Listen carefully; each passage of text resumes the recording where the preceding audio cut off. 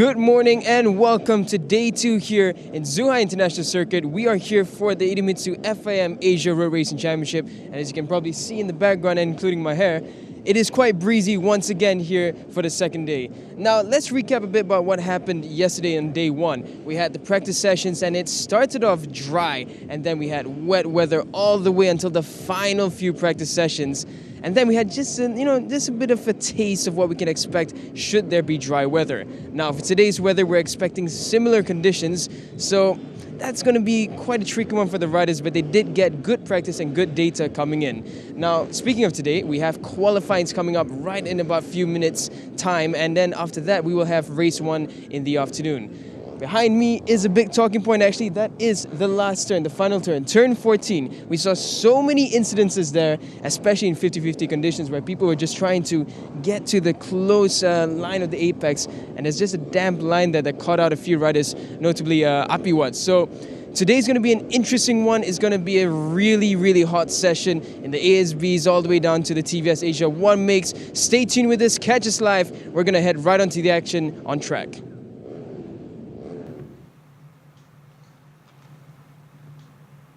And a very warm welcome here from the commentary box. This is Barry Russell. We are delighted to be too close.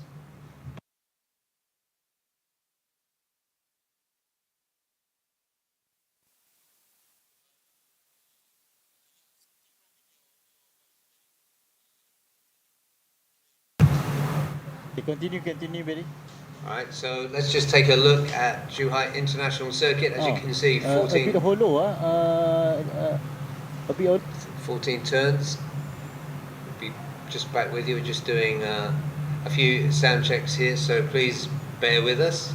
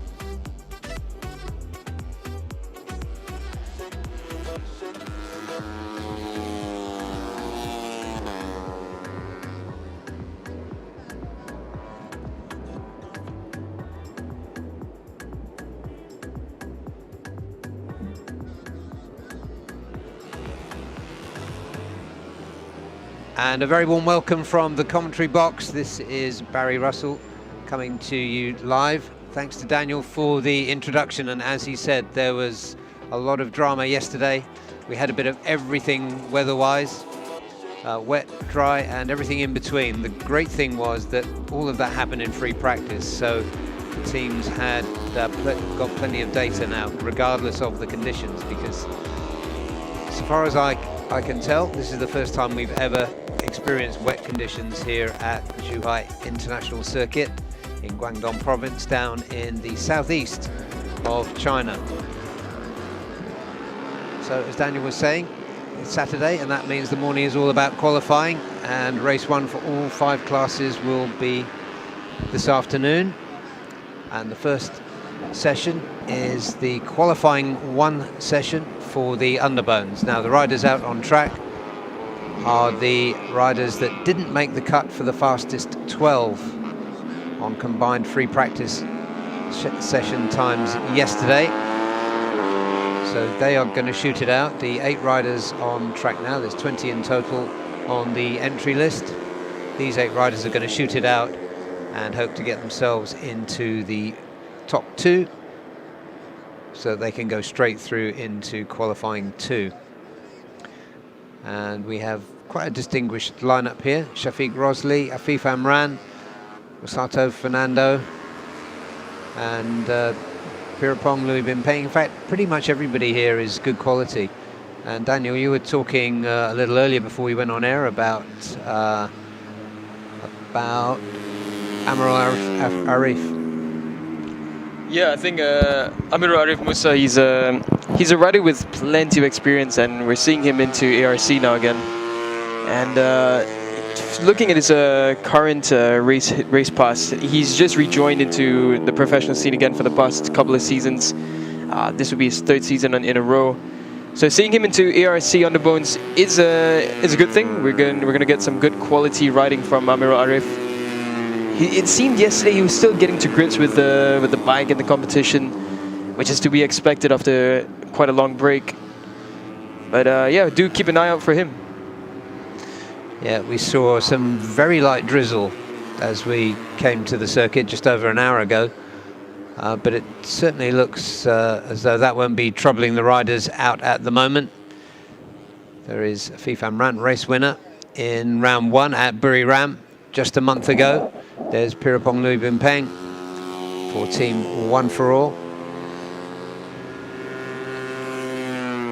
That's Pirapong, number 14. And they're pretty much all running together. You see a few damp patches on the circuit, but they're not on the racing line. So provided they keep it tidy, they should be fine. Number 11 there, Fazrul Sham, another rider who surprised us by not making the cut, by finishing in the top 12 on combined times. Looking there at photographer, that is the great Shazli, no less, up at turn 7 by the big old grandstand there. So one thing I forgot to mention in the opening was big get well soon to Zakwan Zaidi. We saw that he had a fracture and a broken bone in both of his hands. So speedy recovery to Zakwan. We hope to see him back soon. Yeah, amen to that. Yeah, heavy crash for him, and he was on such good form. But we'll come back to that later, because of course we do have ASB 1000 qualifying later this morning. The rider making his way alone there. Is that yeah, that's Shafiq Rosli, just breaking away from the rest of the group there. The other riders staying together for the time being. This is just a 10-minute session. We're over halfway through. So keep your eyes on that number 63, Amirul Arif, who Daniel was just talking about. So Masato Fernando trying to get comfortable, it looks like, on that bike, but he needs to move things along a bit. It's about a 2-minute lap, or just over, for these Underbone 150s. So this looks like Fazrul Sham taking the initiative as they come through to start a flying lap. Head down at the front of this group for Fazrul. He's got Pirapong behind him, Masato Fernando behind him, and then Arif, Rekat Yusuf, and Afif Amran, and Giancarlo Maurizio.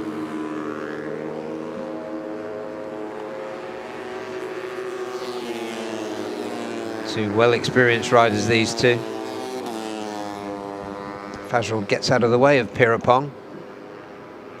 Up ahead of them, riding alone at the moment, they've got Shafiq Rosli. Sorry for the anagram. Just under 3 minutes left, so they'll get this lap and another hot lap in, should they decide to push on.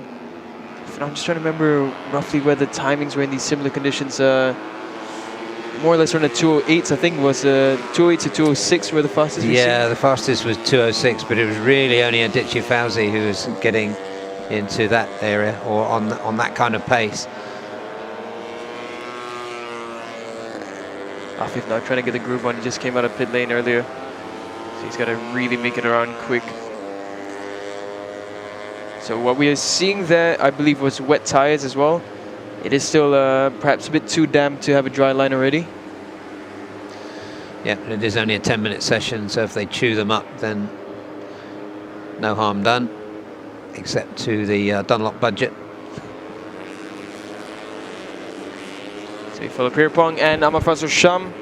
For now, let's just have a quick look at sector times. Giancarlo on a good one, sector 2. Amafraso Sham as well. Good couple of sectors from them. Pierpont decent through sector 2. We follow Amafraso Sham and Pierpont now. Yeah, these two they haven't been getting in each other's way, so let's see what they can do. Pierpont's just gone to the top with 209.1. They're going to get one more flying lap if they want it. 1 minute 15 on the clock before the checkered flag comes out, so that will apply to all the riders, all 8 riders in this field.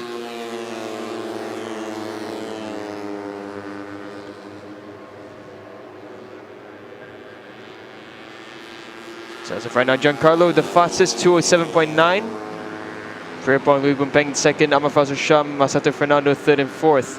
Shafiq Rosli, he's down in fifth. His fastest so far has been a 2 minute 12. This will be the final opportunity. Afif as well, it will be just one hot lap for Afif.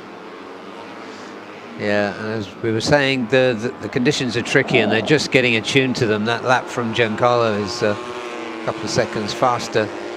Well, more than a second faster than Pierpont, and so if the session, if it was say a 20-minute session, the times really would come down significantly, I think.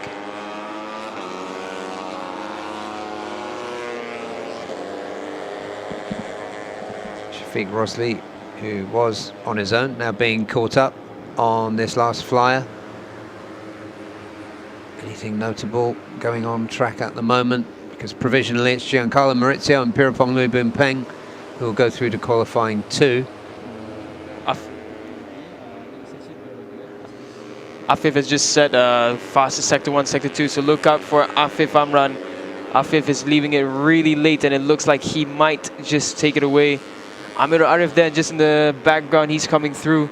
Didn't have a good last lap. Oh, but sector 1 was terrible for Amir Arif actually in comparison, so Amir Arif will not make it through to Q2, but for now we follow Afif Amran. He's on a really hot one. This should be well into the 207s, maybe a 206. Just the final turn now for Afif, and it's down to the line. Yeah, this will definitely take him up there. 207.5, Afif does go first. So by the looks of it, unless Shafiq Rosli can respond, Giancarlo goes up into first. So it's Giancarlo followed by Afif Amran. Yeah, plenty of action right at the end there. Yeah, good session and good work from Giancarlo and Afif, because it's difficult. You've got just 10 minutes to get used to these conditions and get some pace on. So exceptionally good work for them. Pierpont is the first misser out in this shootout. But on a 20-rider grid, depending on what happens at the start, then all of that can be thrown into chaos and mayhem, as it normally is in Underbones, come race 1 this afternoon. So following hot on the heels of this session will be qualifying 2. There'll be 14 riders on track for that, shooting out for the top 14 places. So there it is, qualifying 1. Great work by Giancarlo Maurizio for Uma Racing Philippines, 207.5. Afif Amran next best, just slightly slower. Pierpont Louis Bumpeng missed out. Fazrul Sham was P4. Masato Fernando 5. 6th was Shafiq Rosli. 7th Amrul Arif Musa, and 8th was Rekat Yusuf Fadila for SCK Honda. 2 SCK Hondas bringing up the rear of that short session. So we're going to take the shortest of breaks, and then when we come back, it'll be a busy 10-minute spell for the fastest 14 of this 20-rider Underbone 150 field. So stay with us, and we'll be right back.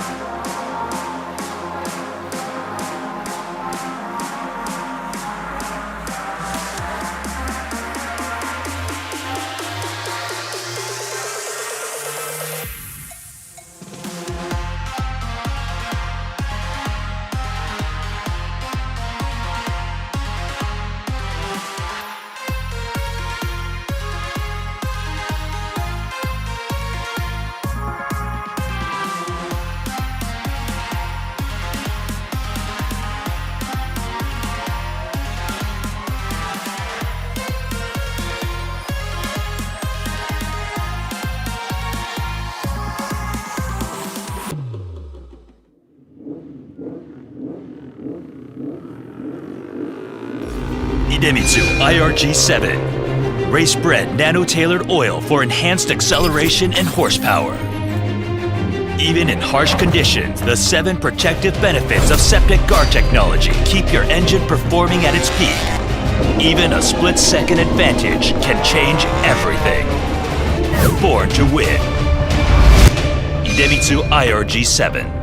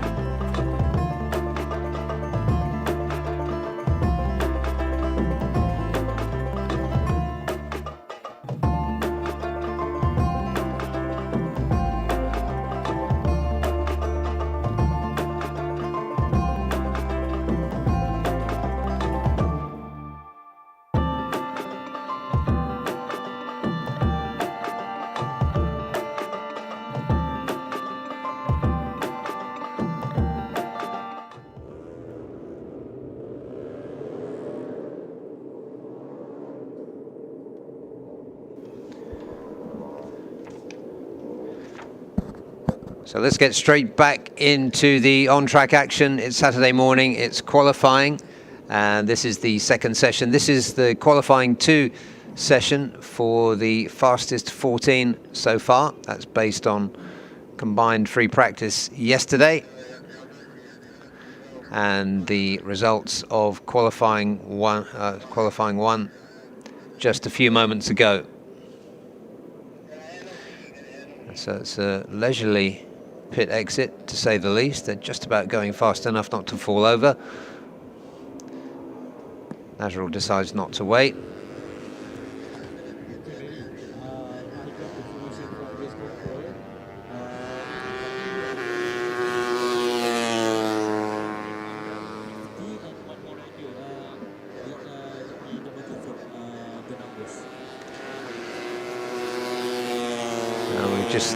Just hearing an update that all the riders are running on wet tyres except for Afif Amran. It seemed as though his teammate Akid was on slicks. It looks like slicks. I can't really tell, but I wouldn't be surprised. Yeah. So it's the 2 Pitspike one-way machines. Yeah, so it's Akid and Afif Amran for Pitspike one-way JRT Racing, who are rolling the dice on slicks. The conditions are very mixed. All other 12 riders out on track now are running on wet tyres. It's interesting because I just had a conversation with Simon from the technical team who we saw last round about using slicks in these conditions, and he said a simple thing. Think about the physics. As long as there's not 2-3 millimeters of water on track, just get the tire up to temperature and you should be more or less fine. Just have to be careful, but either way would still be faster than on the wet tires in these conditions. So maybe they did inquire with the stewards and figured out, yeah, maybe it might be a good choice, a wise choice to go out on slicks. And of course they have the benefit now of Afif having gone out on the previous session. So this will be very interesting. Yeah, let's test the theory. Got a bit nerdy there with the whole physics part of it. Apologies to the viewers. Yeah, that went right over my head. I just want to see whether it works. I mean, yeah, it could be the dream qualifying for Afif and Akid should this tactic work. Then again, we do still have Superpole. Yeah, absolutely. So, yeah, good point, Daniel. So, to clarify what happens after this 10-minute session, it is just 10 minutes, guys. Really, you should get up to speed, get up to racing speed. We have just 6.5 minutes remaining. Fahmi Basan there, 222, going so slow he almost toppled off. April King trying to fool the camera by tucking in, but he was going slow. Yeah, that won't work. Well, there on the front of the screen there's the green flag being waved, which means yes, you can go. The 2 green machines are Race Tech 60. Aditya Fauzi at the front and his teammate and team owner Wayuaji Trilaksana. It's number 17, number 60, you can see on your screen there. Aditya Fauzi really was the story of yesterday. He topped both sessions and looking really, really good. Wayuaji not too shabby either. And so far, those 2 are getting down to business, while the rest of the field figure out what their game plan is. 202, that's Dimas Julie. Nazrul Izzat, they're getting down to business as well. So the important thing here is to get yourself into the top 10 so that you can get into the Superpole shootout, which will be coming our way before the final qualifying session, which will be for ASB 1000. So they'll have a while to cool off, but the fastest 10 from this session we'll see again in Superpole. Aditya looks like he's just getting away from the others there. It'll be good to see what he can do in Superpole. If you don't mind me getting nerdy a bit again about the tires, Please. I think The listeners will understand it. Oh, they should, yeah. No, but I was thinking about the theory of, slicks and having the weight still being pushed onto the track.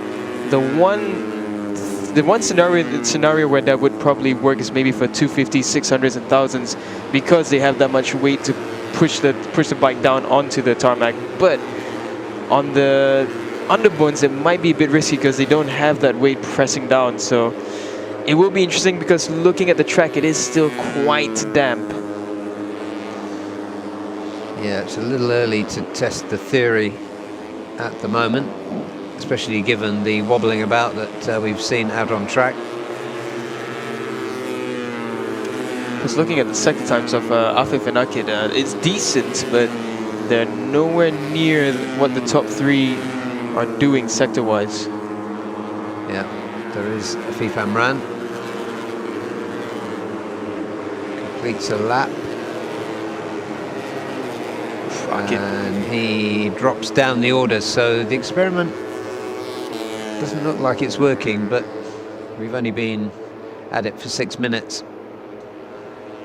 157, there's 3 LFN machines. 157 Murabil Vitoni.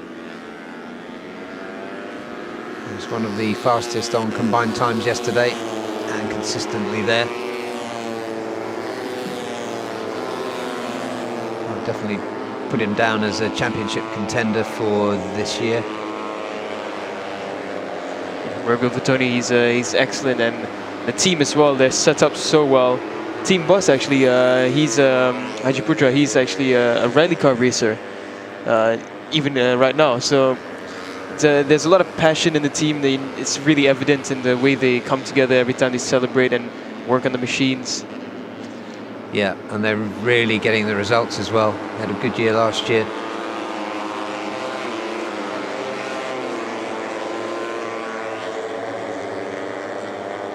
Right now, Afif and Akid, they're pushing on. This current lap was not a fast one through sector 1. They slowed down for a bit, so they should get at least one more hot lap. Yeah, Akid Aziz in 8th. Afif Amran in 12th. So nothing ventured, nothing gained, but if they're not careful, they'll find themselves out of Superpole. It's Felix Putra going through there. He's currently P3, number 306 for LFN.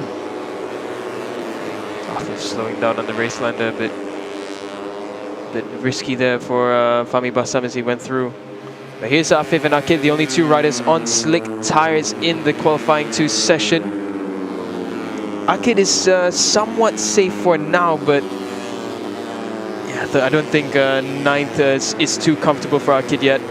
Looks like Fahmi Bassam employing some Wayu tactics there.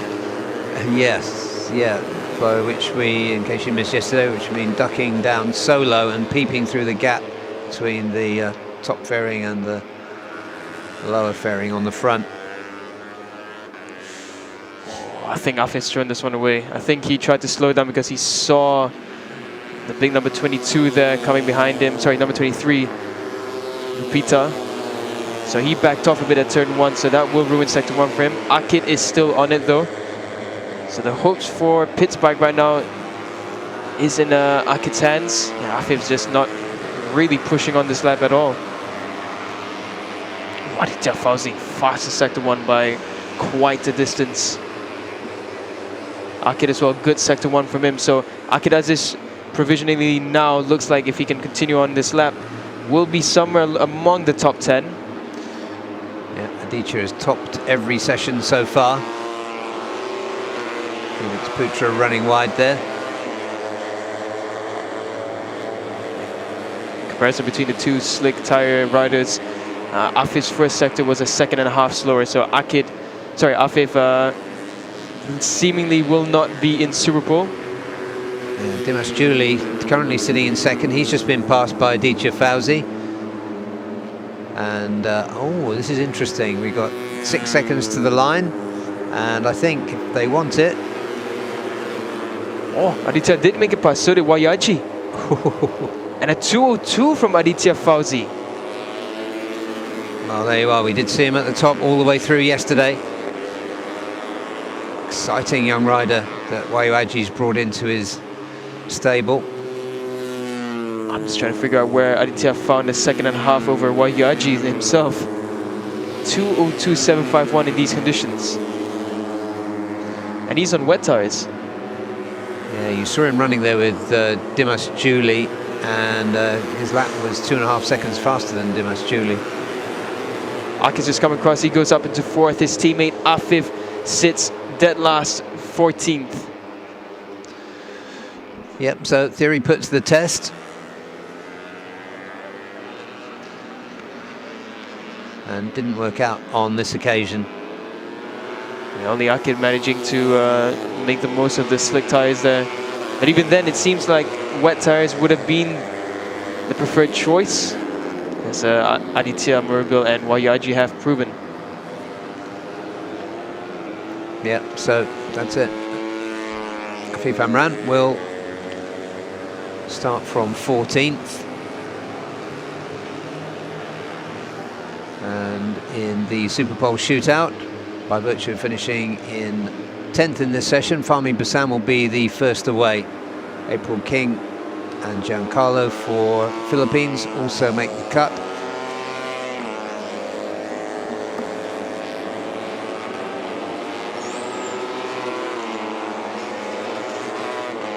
And of course, so does Wayaji Trelaksana, so Race Tech 60, P1 and P3. Great session from them. They didn't dawdle, they got on with it.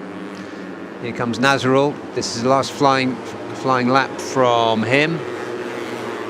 He's currently 5th. He's put himself above the line and got the 5th fastest time. So we'll be seeing Nazarul, the defending champion, in Superpole later this morning. So plenty of action in that session. Number 22 there, John Emerson Ingito. He also made the cut. He was 7th quickest. As we look at the old and the new there in the background here at Zhuhai. And there, once again, at the top of the timing screen, Aditya Fauzi, 2:02.751. Next up was Murbil Vitoni for Yamaha LFN HP 969. Wayaji Trelaksana for Race Tech 60. Aditya's teammate, 3rd. 4th, Akid Aziz for Pittsbike. Good work from him on slicks. Nazarul, by virtue of that late lap, came through into 5th. 6th, Dimas Julia at Moco.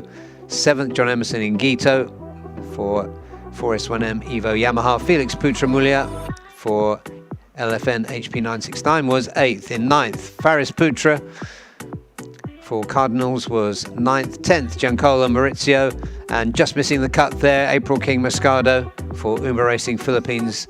Fahmi Bassam also missed the cut, he was 12th. 13th was Gubita Krishna, and 14th was Ahmad Afif Amran for Pittsbike one-way JRT Tech 2. So the quickest 10 we'll be seeing at around 11 o'clock this morning for Superpole, which is a spectacle nobody should miss out on. At least the race nerds and the Underbone fans around the world should always make sure they catch, is the Underbone Superpole shootout. Can Aditya Fauzi do it again and top that session, which will mean he will take pole position. So now we will... Daniel has gone down to find somebody to talk to in pit lane, but we'll shortly have a quick recap of that session.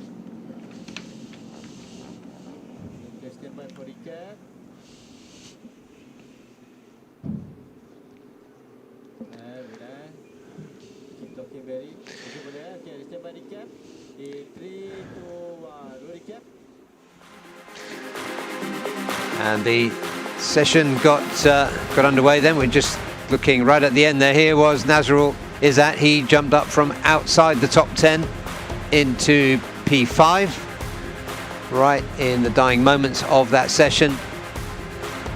But it was earlier in the session. Murbil Vitoni took an early lead and was there or thereabouts all the way through, meaning he was P1, 2 or 3. Gubita Krishna didn't feature as we thought he might for 4S1M. Dimas Julie is the number 202 there. He featured all the way through. Aditya Fauzi was running in 4th until the last flying lap, when he really pulled the pin to put himself back on top. He just made it across the finishing line here to give himself another flying lap, but he didn't need it. That 202.751 was enough to ensure that he was the quickest of these 14 riders from the qualifying 2 session. There is the young Indonesian and his teammate and team owner for Racetech 60, Waiwaji, not so far behind him.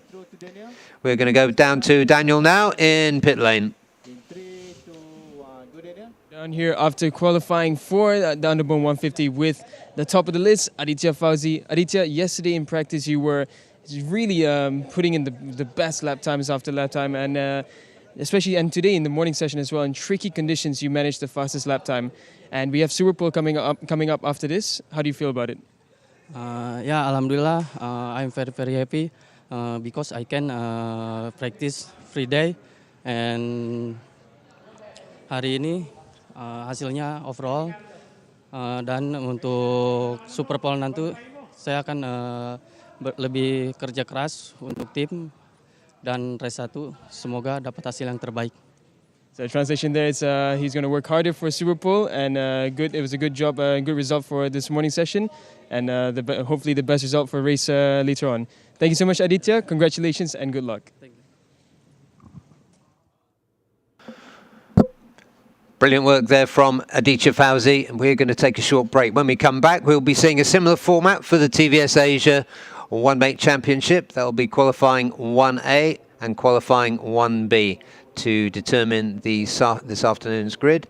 So stay with us. We're at Zhuhai International Circuit in Guangdong Province, China, for round 2 of the 2024 Idemitsu FIM Asia Road Racing Championship. Idemitsu IRG5. Start like a rocket and ship like silk with Superbike proven nano-tailored oil. Ultra protective Quintec guard technology distills the wisdom of oil experts. 5 protective benefits in harmony unleash the peak performance of your engine. Nano Silky Tech ensures extra smooth upshifting at high RPM. Rocket starts, silky shifts. Idemitsu IRG5.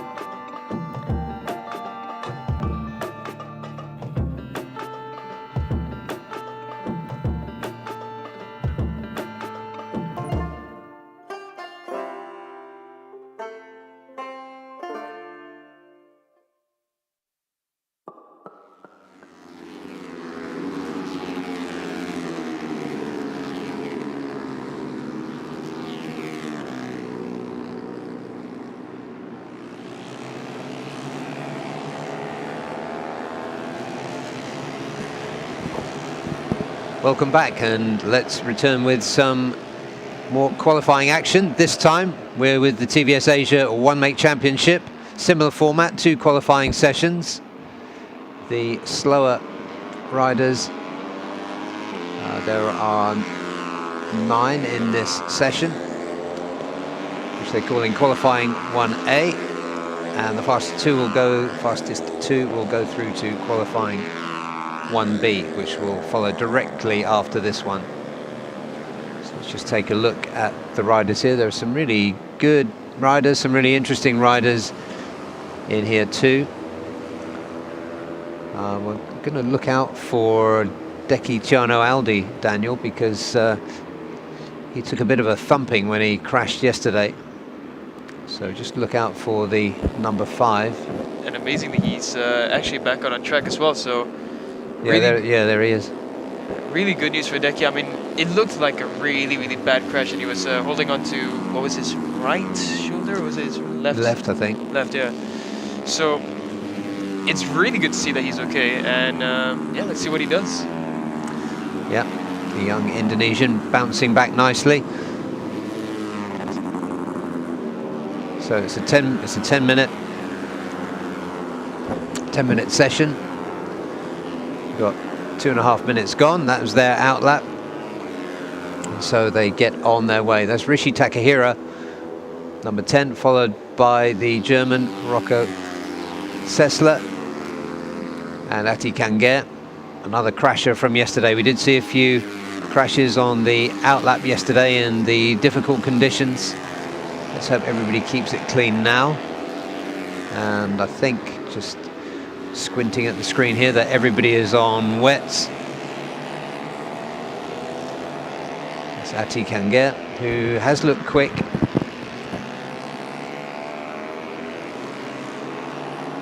There's Rocco Sessler. New helmet. The helmet he had at Buriram had a German flag on the front, which made it nice and easy for us. So I think I'll get down there with the crayons later and paint. Just make that little adjustment. Follow Rocco Sessler now. Ricci, we expected big things from Ricci. He's a young, talented Japanese rider, still getting to grips with the TVS machine by the looks of it. But we don't doubt his talent at all. No, absolutely. He's a really promising rider, and he was quick at Buriram. He hasn't quite found his way around here yet, but it's every sign that he will. Kim Min-jae was the number 14 rider going through there, the Korean rider. So we're expanding the number of countries in this series. That's Ati, number 11.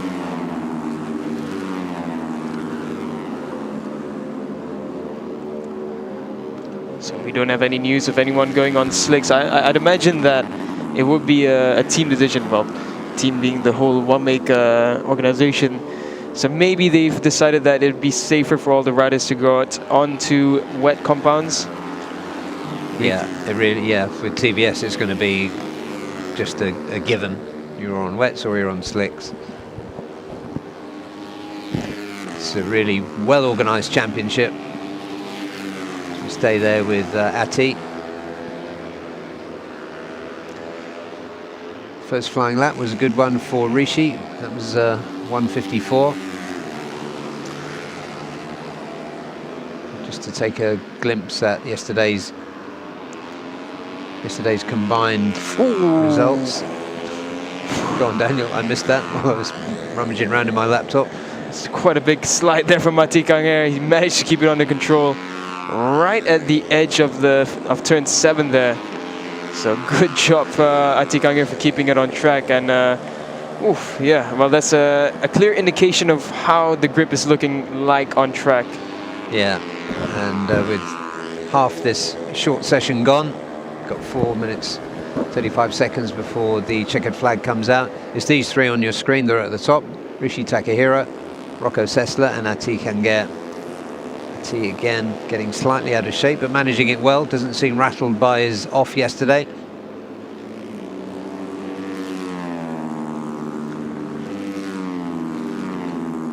And I think from what we know about these guys and their backgrounds, we'd expect Takahira to come through this session and go into qualifying 2. There he is, the number 10. And just looking behind them, got KY Ahmed, the number 6.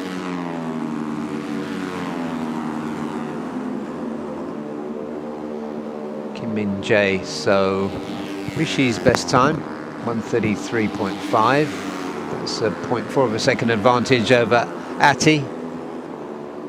And Rocco Sessler another half a second slower, so the time's pretty well spaced out. So if anybody's going to get the jump into the top 2, disturb the top 2, it's probably going to be the number 6, Dekitiano Aldi. Oh, sorry, the number, what's his number? 5, Dekitiano Aldi. Right now, the best in qualifying 1A so far is Richie Takahira. Ati Ganger close second, and Rocco Sessler in third. So Rocco getting to grips with Zhuhai and the TVS machine. And Suhao Zhang, the 16-year-old rider who's being supported here by Jimmy Racing Team. He's making good progress. It was a real baptism of water for him yesterday, as well as riding these machines for the first time. But he's got a best time so far of 1:57.998. So the young Chinese rider making some good progress. He's the number 16. Yeah, he's improving. He's getting the understanding of the bike and the level of competition. Speaking of level of competition, Richie Takahira 1:52.237. KY Ahmed has just shot up into second, but only still 1.3 away from Richie. So Richie, he's in a class of his own currently. Yeah, we're not seeing any signs really from Dekitiano Aldi at the moment. He's just gone 5th now on that lap. So super impressive from Deki, just coming off a really big crash yesterday. Good work by KY Ahmed. We've been talking a lot about the new Indian rider into this series, Sartak Chavan. But KY Ahmed was the best of the Indian riders last year.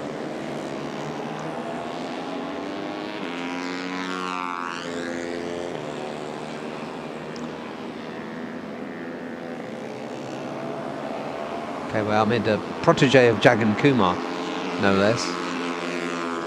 I think Jagan's with us this weekend, he's not.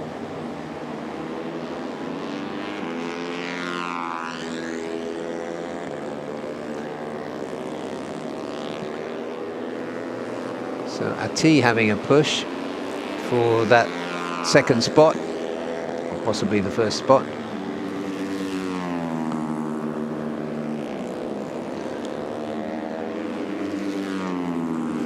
Yeah, Ati's looking on a really good lap. KY Ahmed, not a fast one for him. So KY Ahmed, best he can hope for is second in the session, but he is at risk as Ati is pushing on a really good lap, and Ati Kanger does go up into second. Yeah. So good job there from Ati. It's 0.7 away from Richie. KY Ahmed on screen, he will have one more opportunity to try and regain a spot into qualifying 1B. Yep, he just made it. Checkered flag coming out now.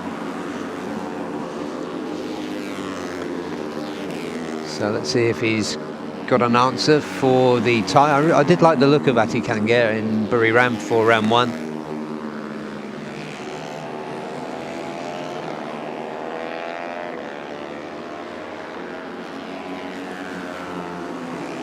Well, KY Ahmed now just looking to see what his first sector is going to look like.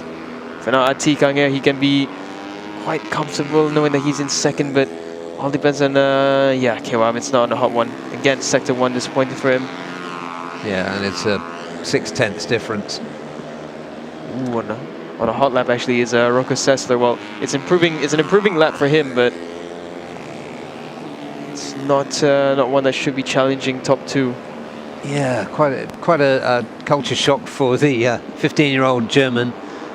First of all, it was Thailand, now it's China, and wet conditions. So first time at all of these tracks for him.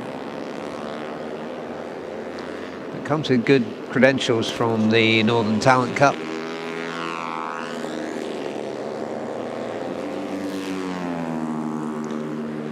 Rocco again, another good second sector for him. So this might take him up into 3rd, perhaps. Richie Takahira comes across just to complete qualifying 1A. So Richie, he is safe and will be heading into qualifying 1B. For Lakewa Ahmed now, this is not a fast lap by his standards, and he comes across the line now. And he remains 3rd. And Rocco as well does not improve a position up. So. Oh, he did improve his timing though, 153.9, but he remains in 4th. Oh, and there's a late crasher. That is the young Chinese rider. There's 2 bikes actually involved. So number 16 there is Zhuhai Zhang. He's off, but he's walking, not even hobbling. So good to see that he's okay. Over he goes. There's no pain in that 16-year-old gait whatsoever, so that's good to see that he's okay. Didn't make out which the other bike was there, Daniel. I believe it was Irvin Exan. He's the only rider who also didn't come through the second sector, so I suspect it was a collision between the pair of them. Yeah, damage to the bike looks pretty light as well. So more good news. Marshall's again doing a great job here at Zhuhai International Circuit, getting the track clear really quickly. Had responded well to the numerous challenges they had thrown at them yesterday in those difficult conditions.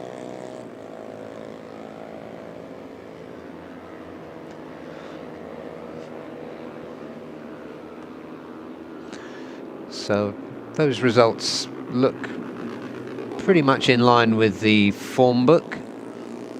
It's good to see that Decky got back in, but we can't really tell how he's feeling after yesterday's thumping. So let's just take a look there. It was the exciting young Japanese rider Rishi Takahira. 152.2 was his best time. That takes him comfortably into qualifying 1B. Ati Kanger, the fast young Thai rider, was 2nd, so he makes the cut. Just missing out, KY Ahmed. Rocco Sessler, as we were talking about him, was 4th. 5th, the recovering, we hope, Deki Chano Aldi. Kim In Jae, quite a respectable performance from the young Korean, in 6th. Irvin Exan in 7th and 8th. Zhuhai Zhang, who crashed late in the session, but is making, notwithstanding that, making good progress in his debut in the TVS Asia One Make Championship. And last up in P9 was Casey Klammer, the Filipino rider, on a 2:05. That was his best time.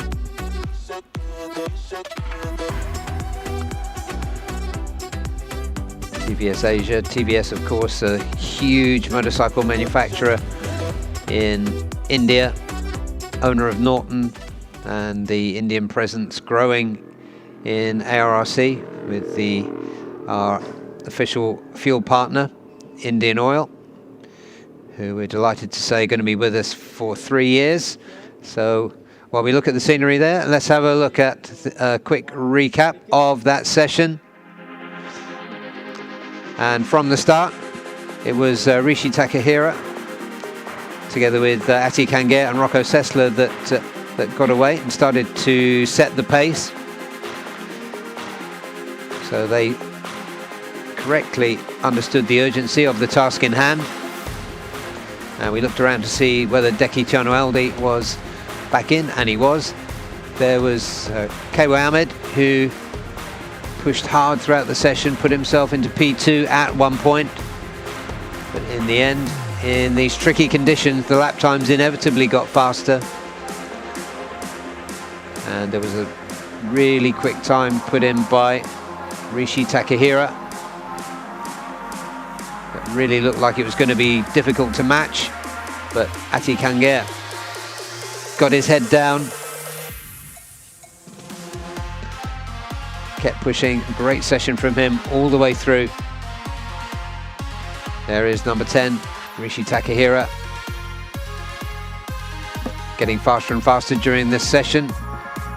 Just past the halfway point. Rocco Sessler still holding on there, right, running together with Ati Kangair. So it is Ati Kangair and Rishi Takahira that will go through to qualifying 1B, which will be starting again in just a few moments. So in the meantime, we're going to go to Daniel, who is in pit lane.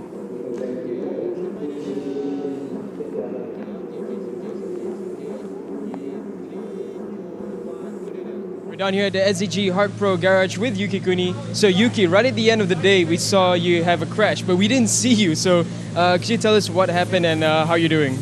And yesterday I was so struggling about the mixed condition, and in FP3 it was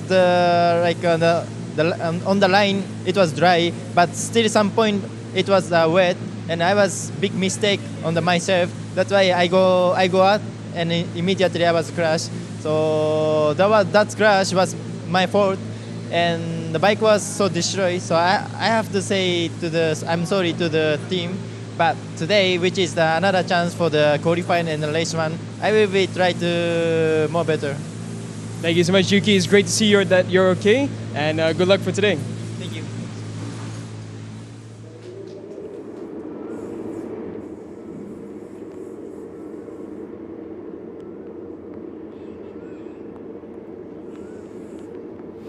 Idemitsu IFG7. Flagship engine oil nano-tailored for high-precision engines. Enhance performance in 7 ways with super protective septic guard technology, the accumulated wisdom of oil experts. Anti-power loss nanotech keeps your engine performing at its peak for extended periods in harsh conditions. Beat the heat. Idemitsu IFG7.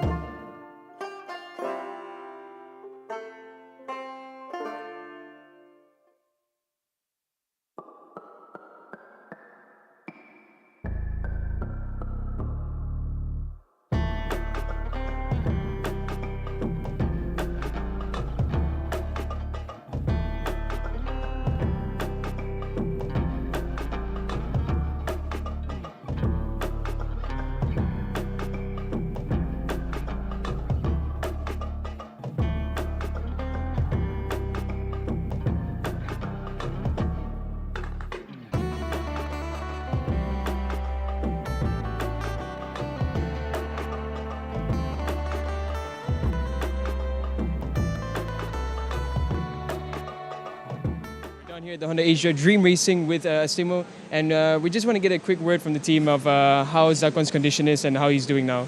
So yesterday our practice 3, so he making a big high side. Then so both hand the broken the bone, the especially right hand necessarily now operation.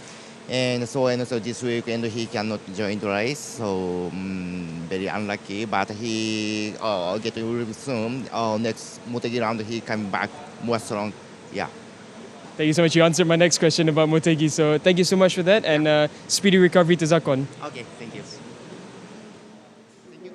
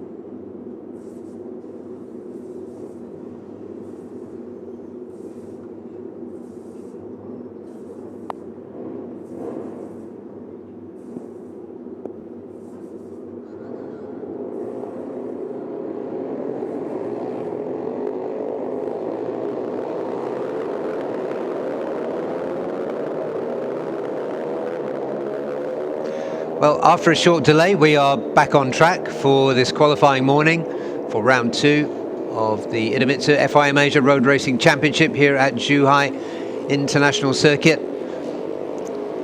There was a crash late in the qualifying 1A session, so there was a little bit of clearing up to do on the track, but now we are underway for the big shootout for the top 6 places on the grid. We've only got 6 showing on the timing screen at the moment, but I am expecting to see Rishi Takahira. Here they come.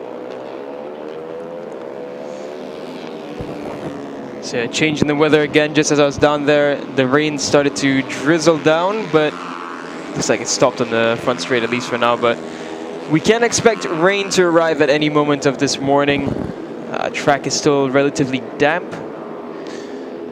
Yeah, yesterday was changeable to say the least. We had all conditions, which was good for the teams to have on free practice day. To be fair, they all got data in all kinds of conditions, from wet to dry and everything in between. But nobody will be surprised by the news that Hiroki Ono was the quickest on combined times yesterday, led both sessions. Yeah, there he is now, the number 2. Yeah, he did it both characteristically with a late charge in each session, just to wipe out the competition or any any possibility of anybody getting close to him. And on combined times, he was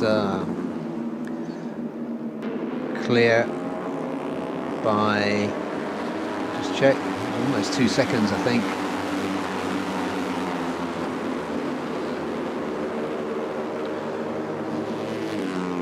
Yeah, it was almost 2 seconds. He was clear of everybody else. There it is. That's the number 2. That was the position he finished in the championship last year by virtue of his incredible results from round 3 onwards. So this session does give a bit of an advantage to Richie and Ati, just simply because they've had more or less a gauge of what the track conditions are like.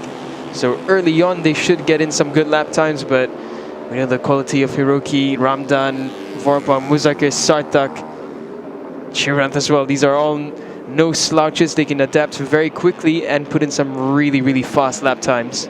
Yeah, we did see some really good performances yesterday. He's gone very wide there. That's Hiroki Ono. I suspect that's tactical. Give them just a short 2 and then let them get on with it. Yeah, he's got more than 6.5 minutes to do what he needs to do. So going along in his unhurried way. But getting right down to business is Muzakir Mohammed and Chiran Vishwanath, who had a good day yesterday in the 2 free practice sessions, doing a best time of 1:55.7.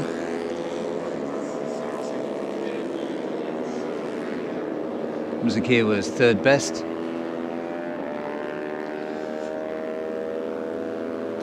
And somewhere out there will also be Warapong Malahuan, the 2022 champion. And the inspiration behind this project and its leader. Here comes Muzakir, the defending champion. So he set a marker down at 1:52.4. That's quick, looking at the times yesterday, but it's very difficult to gauge because of how the conditions are changing in each session. So let's not read too much into that. Look at what's in front of us here. So in that group you've got at the head Sartak, number 9, definitely one to watch out for. Rishi Takahira's just put in a good lap and gone 2nd as we get to the halfway point in this 10-minute shootout session. Hiroki Ono, number 2, he's had 8 straight wins and 9 altogether from 9 starts since he joined this series. So what can be done to stop him from claiming a 10th win in TVS Asia 1 make?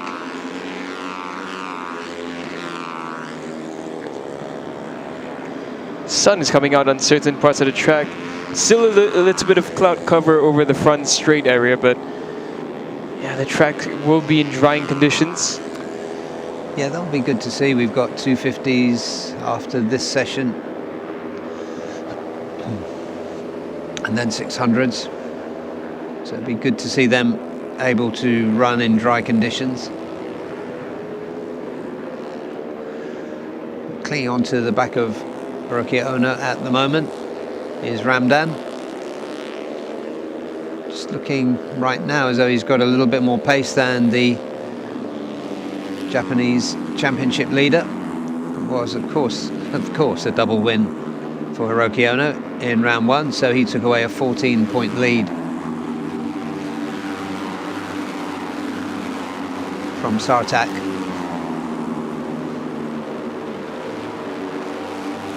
Ramdan had a 2nd and a 5th place in Buriram, so he's currently 3rd. And number 3 there is Vorapong.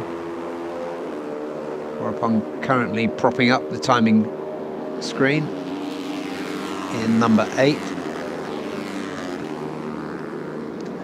Hiroki and Ramdan glued together as they come through to complete another lap.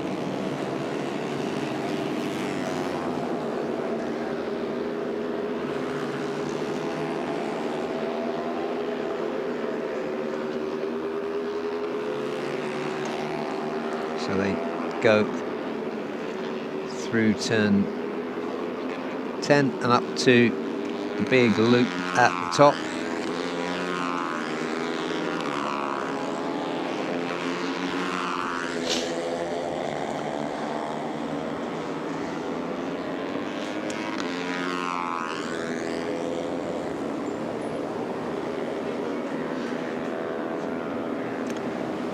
And Dan Rosley's eyes absolutely glued to the track in front of him, obscured of course by the view of the rear end of Hiroki Ono.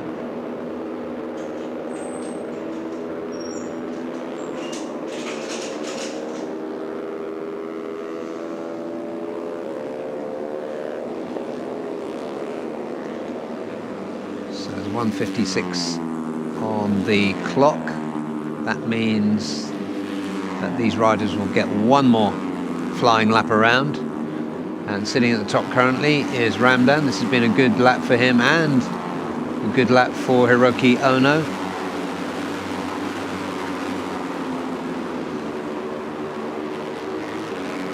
Ramdan stays at the top. And he did look like he had a bit more pace than Hiroki Ono, to be fair. The time difference, about 0.4 of a second.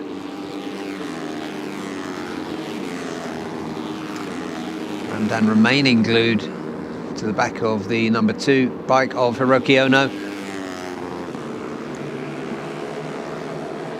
And behind them on the timing screens is Rishi Takahira, Chirant Vishwanath and Sartak.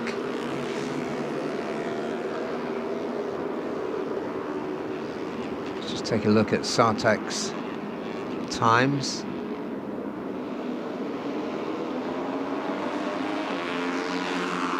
Looks like he's on a decent lap. We'll see what his sector 2 looks like.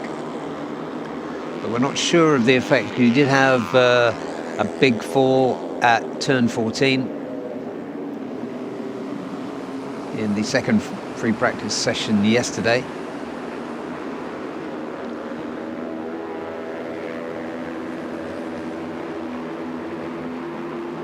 So Sartak's improving. Just looking at the sectors, his best sectors. It's not going to take him, might just about take him to the top 3 if he continues without making any mistakes. There's the number 11 bike of Ati Kanger, who came through from qualifying 1A. The first of these riders will be Ati, as they complete this session. And what do you know, ladies and gentlemen, Hiroki Ono jumps to number 1 the last time around. Dismissive wave of his left hand.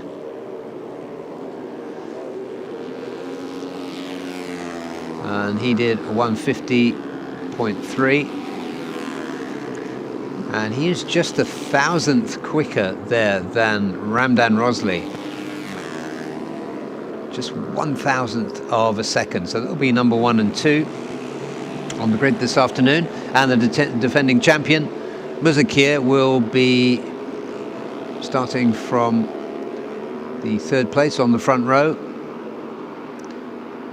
He's a full second slower than the other two. So Ramdan and Hiroki expect a battle from between those two this afternoon. There's confirmation. Last lap magic once again from Hiroki Ono. 150.357, 150.358 from Ramdan Rosley. Pipped by 1,000th of a second. 3rd, Muzakir Mohammed. Sartak Shavan came up to 4th on that last lap. Rishi Takahira will join Sartak on row 2, together with Chirant Vishwanath, who was 6th fastest. 7th was Vorapong Malahuan, and 8th was Ati Kanger.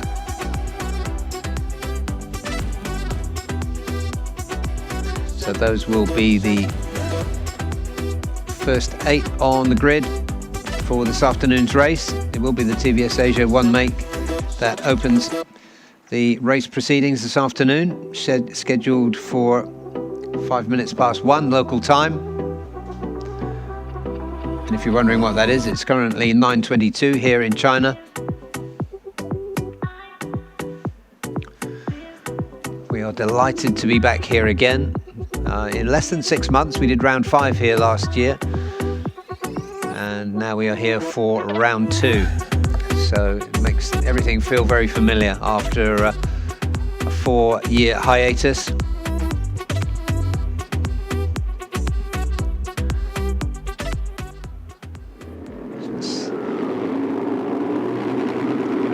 Just wait to see highlights of that session.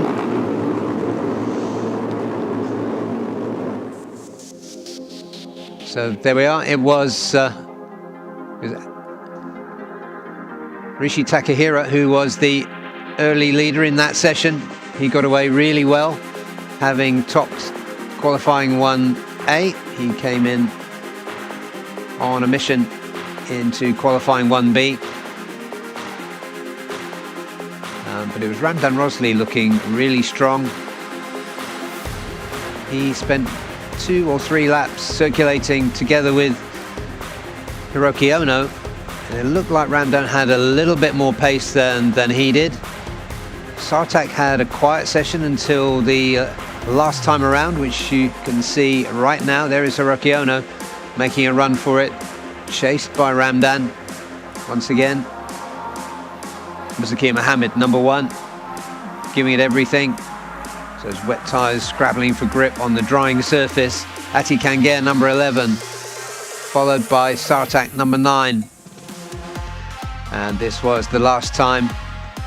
And once again, these two riders were the class of that session. Hiroki Ono got across the line first, and his time was 1,000th of a second faster. So it will be front row populated by Hiroki Ono, Ramdan Rosley and Muzakir Mohammed. And we're going to go down to Daniel. So we're down here at the TVS Asia 1-make garage with Hiroki Ono. So Hiroki, first of all, big congratulations. It's almost looking like a perfect qualifying record for you. How is it out there? Was tricky conditions from what we saw? Yeah, condition was a little bit tricky condition. But I just concentration, then everybody waiting me, but don't worry, I will go push along. Then finally I get a pole position. This is a good result. Now we will see race 1. Thank you so much, Hiroki. Big congratulations once again.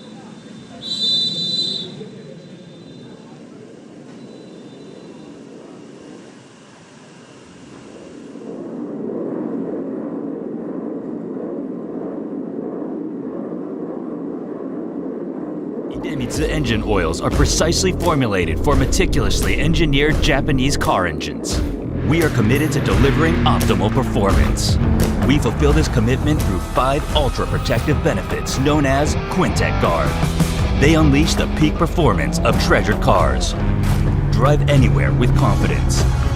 Feel the excitement in your heart. The highest quality engine oils in the history of Idemitsu.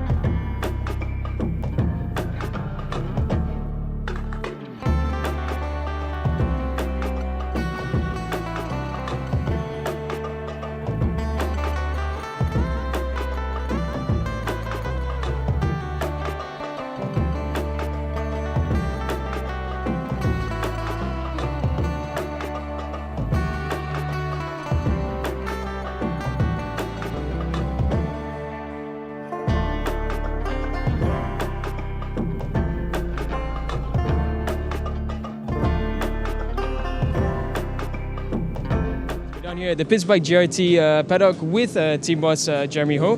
So we want to ask, we noticed that Akid and Afif were the only riders that were out on slicks in the earlier qualifying session. What was the decision for that?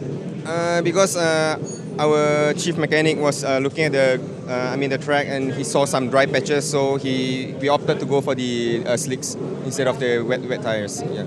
So after qualifying, Akid is the only one that makes it through to Super Bowl. How do you think Akid's gonna fare being the only rider for the team that made it through? He's always very strong. In Zhuhai, this Zhuhai track, even last year he was dominating since free practice and qualifying in Super Bowl. So we are very confident with his ability. Yeah. Thank you so much. Good luck for the rest of the weekend. You're welcome.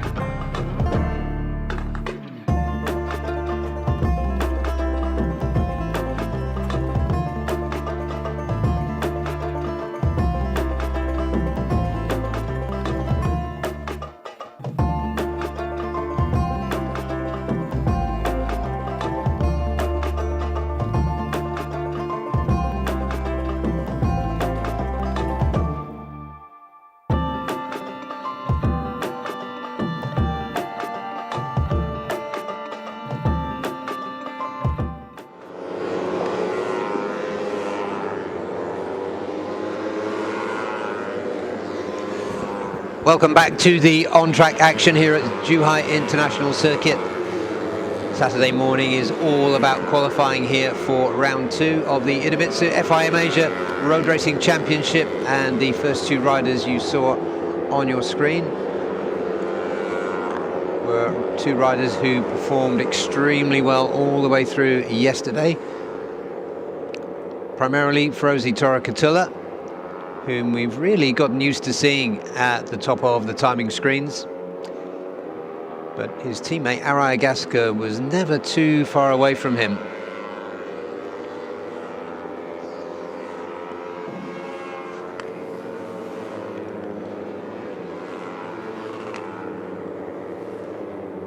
So just picking out some of the riders of interest on the screen.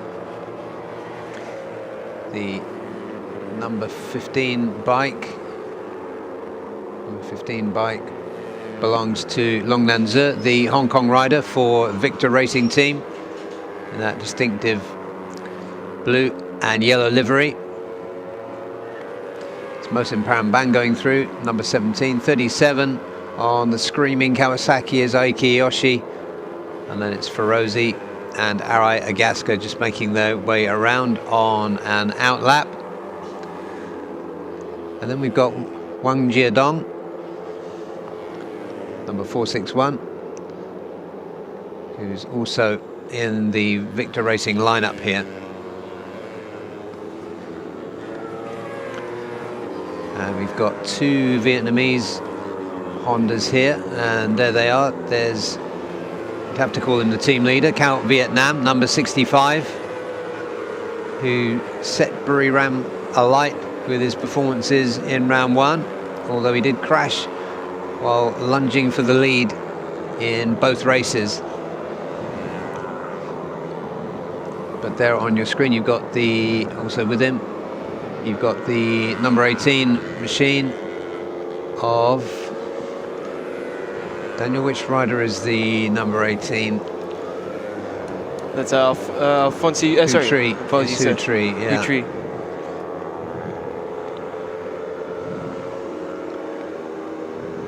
He's running with Deandra. They've got 2 Kawasaki ZX25Rs running in here, and once again we see, notice from race direction, no slowing down. We do see this in the smaller engine classes, particularly the Underbones, but also the 250s from time to time. 46 on your screen there is arguably championship favourite Herjan Atner, and there is the number 63 of Sharifuddin Azman. He had a really good day yesterday. In these mixed conditions he was 4th on combined times, but he topped the, I think he topped the final session. Yeah, I think for Sharifuddin, especially in Buriram, it was just an adjustment period that he needed to try and reacquaint himself with a production bike. He's been riding prototype bikes, I think, for the past 2 or 3 seasons now, including his spells in CEV. So it's a bit of adjustment, but now we've come into Zhuhai and he's back to his brilliant best. Yeah, I mean, by his standards, P4 and P3 in Buriram wasn't a bad adjustment. And you know he's a strong racer. He just looks the part, doesn't he? Yeah. His persona, I mean, he's an entertaining guy, but you can see he's got a certain toughness about him. He's got his teammate for Bunsu Honda, Idemitsu Bunsu Honda indeed, just behind him, Irfan Haikal. Irfan had a decent day yesterday as well. He was 12th, but there or thereabouts through many of the sessions as he gets quicker and quicker. Yeah, Irfan, he's maturing quite well as a rider, and I think after his injury he's finally recovered close to 100%. So he's looking a lot better now. But at the top, and this has been quite a familiar sight, not only here but in round 1, we've got those 2 Indonesian Yamahas of Ferozi and Arayagaska. The marker down now is 151, which is faster than anything we saw yesterday. That is largely due to the conditions. Those two Yamahas are split by the Kawasaki of Aiki Iyoshi, as you can hear. Aiki Iyoshi had a decent outing yesterday. He was 5th fastest. And of course put that Kawasaki on the podium in Buriram with a P2 in race 2. Yeah, it's brilliant. It was brilliant by Aiki Iyoshi, and really credits to the team for making the ZX25R the competitive machine that it is now. It's the first time we're seeing it in this championship, and it's not been easy for them. It's a heavier bike. They of course don't have all the revs to play with to ensure a bit of balance, and it's being balanced quite well. And I think Aiki Iyoshi has been brilliant at making the most of it. Yeah, he has. We have seen 3 different I think it was on qualifying last time we saw 3 different manufacturers, which was absolutely brilliant. We were talking about, you know, experimentation and theories earlier on. Well, that's a brilliant job being done by the architects of the ARC AP250 regulations. Here's Herjan Adnan Firdaus and Kiandra Ramadipa. Kiandra, the young talent on the rise for Astra. Herjan, the one who's looking for a championship this time. Well, he was close to it last season as well. Yeah, he was. He ran Reza Danica, who took the title, very close. And down in the gravel is the SDG machine. Fancy Ray trying to kick the Coco Crunch around to try and get the bike unstuck. Yeah, I think he's going to need some help to dig that out. It's Alfonso Rey Santos Taquigan, the Filipino rider, in for the Japanese team. We're used to seeing the Astra Hondas running together. We are missing Veda Ega this weekend, who's absent. Yeah, Veda Ega was brilliant in the 600s, wasn't he, last round? He was, I mean, for a rider his size, absolutely, to be riding a bike that heavy. Whew. Yeah, it's just a duo pairing now for Astra Honda. Still doing a good job. It's just that they have had to adjust to the regulations and having 2 riders. Yeah, they've reallocated their resources of 3 600s and 2 in the 250s. But it's a nice pairing, as you were saying, between Herjan Atner, who's really hit his form, and Kiandra. Chin on the tank. Ahead of them, that's one of the Victor Racing Yamahas. Couldn't quite make out who that was. So let's have a look at who's doing well. Well, Zhangzhou Run, the number 369, is currently sitting in 7th for Shijiao Racing Team. Yeah, big shout out to the wildcard again, putting on a really good performance. I mean, let's put it this way, he's ahead of Cao Vietnam right now, who was battling for the victory last time out in Buriram. Yeah, that's right.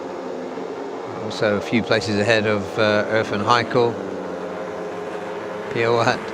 Yeah, there's he's really covering himself in glory. So it'll be good to see what he can do when the race comes. See if he can get anywhere near the leading group. Great to see a Chinese wildcard unsettling the order here in AP250, because it's such a difficult class to come into and the quality of the riders is so high. It's Alfonsi raising a hand there. I think he's trying to get that Honda back to pit lane safely. So also he did manage to get it out of the Coco Crunch. An escort. Sandwiched between the 2 Yamaha Racing Indonesia bikes. Yeah, that's 10 minutes done of this 30-minute qualifying session. Yeah, Pro Alfonsi hasn't even set a lap time yet, so he'll be looking to get that bike sorted and back out as soon as he can. Yep, and the 2 Yamahas have switched places at the top, Arayagaska and Ferozi, number 1 and 2 respectively. What a talent that Rayagaska is. Unbelievable. He's been right at it with Ferrucci, and we know Ferrucci's quality, so for him to be besting his teammate, it's really amazing by Arai. Yeah, a couple of really good Honda riders there. Cal Vietnam on the number 65, number 25, Watcher in Tubtiman for East NJT racing team. They have 3 riders in this class. And there's another one of them, the number 65. Oh, sorry, not number 25, 65, and there's another East NJT behind them.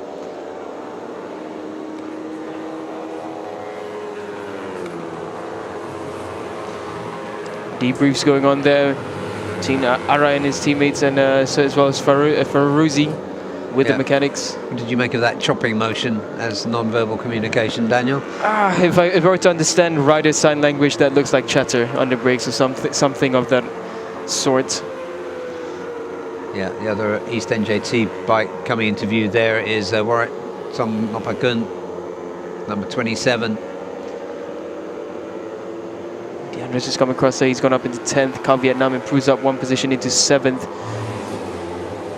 Kiyoshi is coming back out from pit lane. It's just a minute and 20 seconds in pit lane.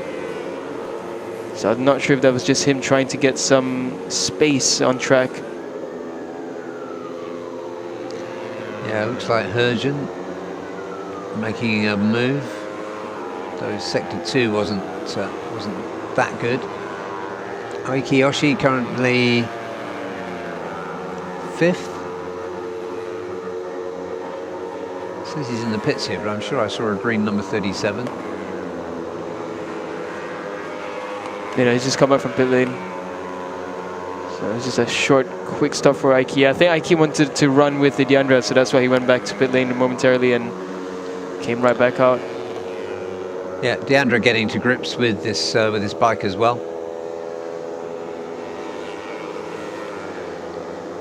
But I think Kiyoshi is an ideal development rider.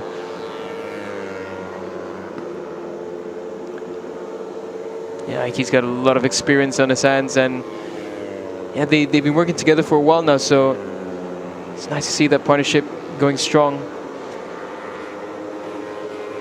And, that's Aiki just backing off for a second to try and get behind Deandra there. Aiki in no hurry though, so it looks like he's just going to let Deandra get on with it. Yeah, it's all very well to be a good teammate, but do you really want to spend time in qualifying doing it? Probably better to do that in free practice. The conditions much better. You can see shadows on the track now, so it is looking brighter even out of our window, which is behind pit lane. Yeah, it's not what we expected from the weather forecast yesterday, but dry weather is very much welcome. So some good qualifying sessions now going on.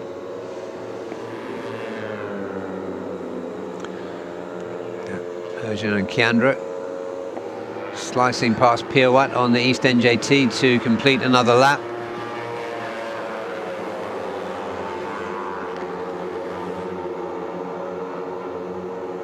That was an improvement from Hergen, but doesn't put him up any higher than 3rd. So maybe an incident there between Kiandra or Hergen. Kiandra, big slide going into the left-hander there. Oh, quite unsettled, but great shot by the camera. And oh, Hergen as well, almost losing the front. But both of them really riding on the limit.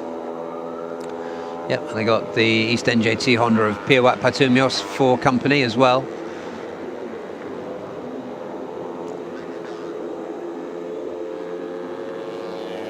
He was in the TVS Asia One Make Championship, but it's good to see him back in AP 250s now.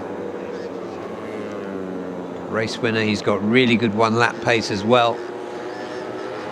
So he's just split those two Indonesian Hondas.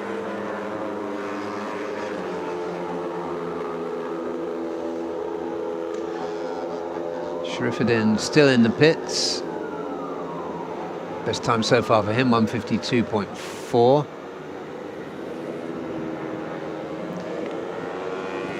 You'd have to guess that the times are going to come down a little bit. It's just under 14 minutes remaining. And just watching the tyres here, I wonder if there will be any changes.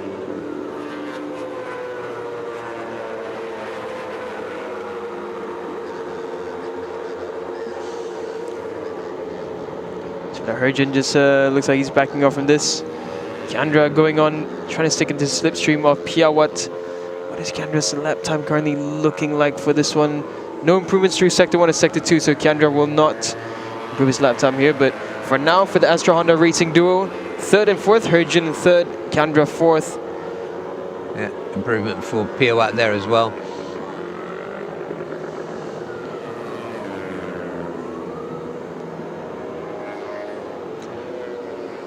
Piawat's still down in 12th.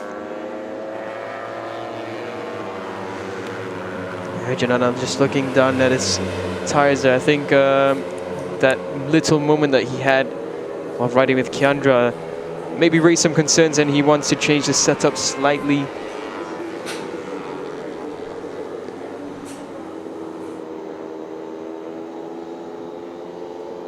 Okay, so there we are with Hutri at the front of that group. He's been followed by Warret and Aiki Yoshi behind him. About a third of the field currently in the pits with just over 12 minutes remaining.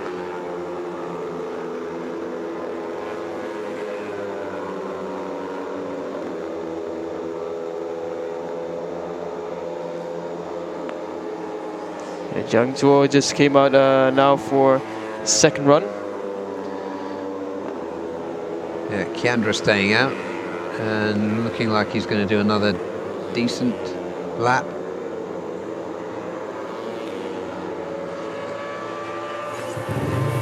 There's Sharifuddin. It's been quite a long break for him. He's coming back out with less than 12 minutes remaining, so plenty of time to upset the order. And in that group, you saw the 118 machine of the Bobby Tech Yamaha of Hu Tong Ming.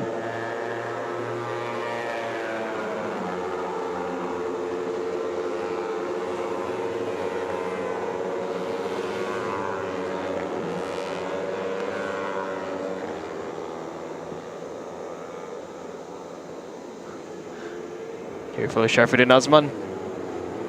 This is also his second run. He's just come out from pit lane after about 7 minutes in the pit box. Yeah, Shijia Racing Team's Zhang Zhouran still up there in the top 10. Best of the Chinese wildcards, and in fact the best of the Chinese riders, because we do have a couple who are regular.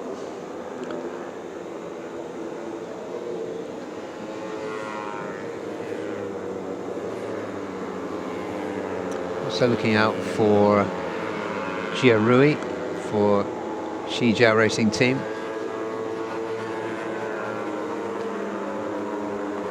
So two entries from them. So that's really good. Looks like that bike's been buffed up for Alfonsi. Yeah, I think like for him there wasn't that much damage on the bike, mostly just cosmetics, and yeah, he's back out on the track with 10 minutes remaining, so should get a decent amount of laps in. Yeah, and Piawat sticking with Kiandra. Kiandra doesn't really want any more of that, I think. Yeah, that was an interesting... I'm not sure if that was an error from Kiandra or whether he just decided to back off from this lap last minute, but that was a bit of a... not the place to, to indicate that. But very much with his head down now after that 7-minute break, as you said, Daniel. Sharifuddin Azman.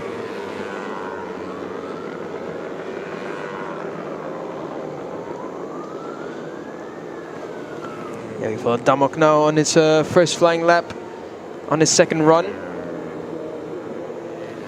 152.4 his fastest time so far. He sits in 6th place. His teammate Irfan been relegated down to 13th. Yeah, and the target time is about a second faster. Still held by Arayagaska, despite him and Ferozi having taken an extended break. There's less than 9 minutes remaining.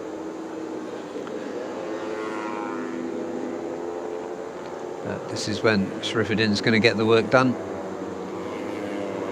And good to see him running on his own too, just so we can take a look at what a rider of his class and experience can do.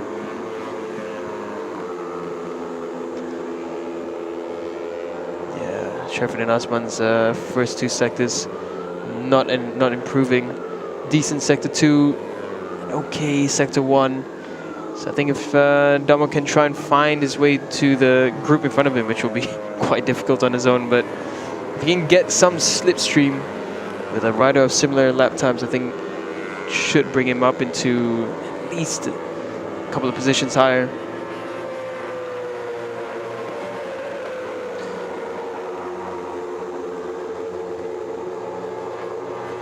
So Damak now, his first flying lap since coming out. It's another 152.4, so he's consistent in that mid 152s. Yeah, you might expect that to be a race pace if we could predict the weather. Indeed, yes. Which we can't, and I know we're both looking over our shoulders every few minutes at the sky, and every time we look, it's different. Yeah, not to be alarming, but it looks like there's raindrops outside of the commentary box right now. Just looking on top of the containers, it looks like rain has started to drop down a little bit, or at least the wind has picked up, and yeah, we have more cloud cover, so possibility of rain coming right at the end of the session, if not at the next one. Yeah, so urgency there for Sharifuddin on your screen there, as well as the other riders. Oh, that was beautifully done there by Sharifuddin Osman. That slide into turn 7. So in control. And also really nice helmet design. 6.5 minutes remaining. This is Sharifuddin Osman's second run in qualifying for the AP250. We have it's everyone coming out now from pit lane. It's the final push to try and improve their grip positions. For now, Yamaha Racing Indonesia riders Arayagaska and Muhammad Farouzi both sit at the top. The 2 Astra Hondas, Herjin Adna and Kiandra Ramadipa, 3rd and 4th, followed by Aiki Yoshi aboard the ZX25R Kawasaki. Yeah, and the best of the Chinese riders remains Zhang Zhouran for Shijiao Racing Team. His teammate Jia Rui not in the top 20, just trying to see, but plenty of Chinese riders featuring there, including Ni Tian, who's actually Hong Kong, but that's only a short hop away from where we are right now. Gao Jiang, regular rider, he's currently in P16.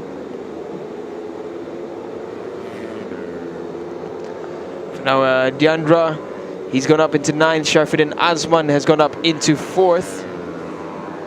So improvements across the grids right now. So looking at the last 5 minutes now, we expect some position changes to Yamaha Racing Indonesia riders there, just pulling off the side. Alfonsi Ray, I guess he's trying to get a toe behind the 2 Indonesian riders, and this is not at all what we want to see. No, that's it. Once again, blood pressure spikes going on in race control.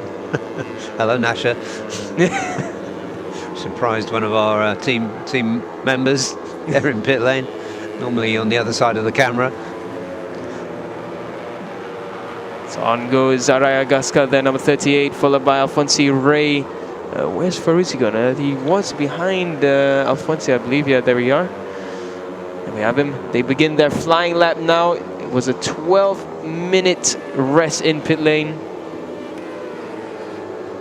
Oh, Alfonsi going right over the grass, I think that was, and onto the gravel trap again for Alfonsi. So yeah, I'm not sure whether he can keep that upright, but you can see what he was doing. He was sandwiched between those extremely quick Yamahas. Just lost a bit of concentration. Oh, nice work by Ferozi. Very neatly done.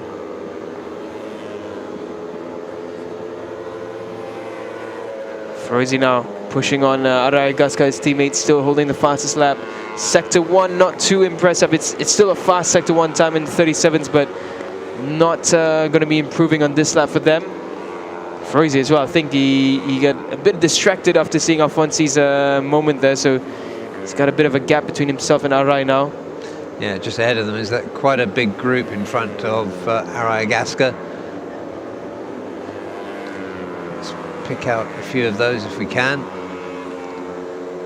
Coming through here, we got Piawat, Herjun, Cao Vietnam, number 65, number 369, which is Zhang Zhouran. Staying up there with the leaders.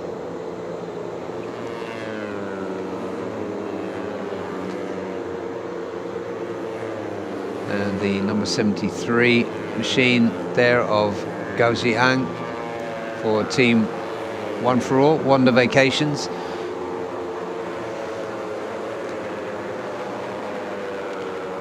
Kendra now's found himself right behind Arayagaska, so we have two young, fast Indonesian riders riding together, but they will have this group in front of them, and I think they're lapping quite a bit faster, about a second faster than them, so they will run into a bit of traffic.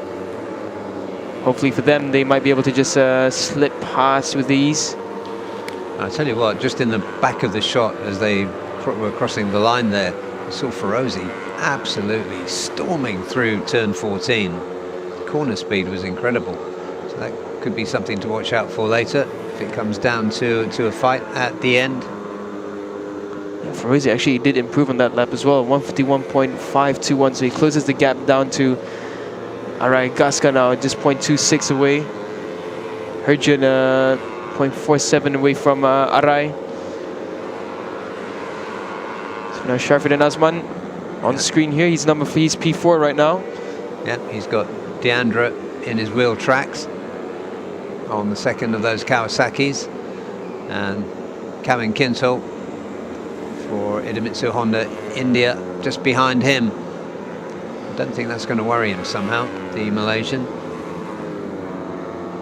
His teammates for Idemitsu Bunsu Honda look on.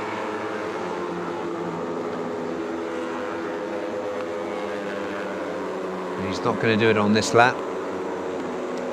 He's got one more flyer after this one.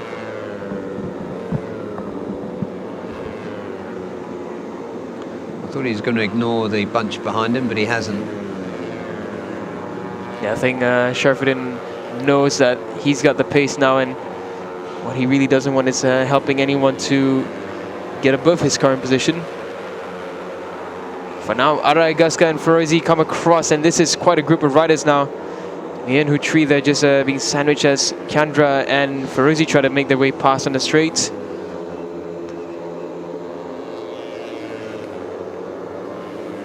So leading this group now is Arayagaska. He did improve on that lap. It was another improvement for Ferozi there, 151.450. Fastest second sector time on that lap.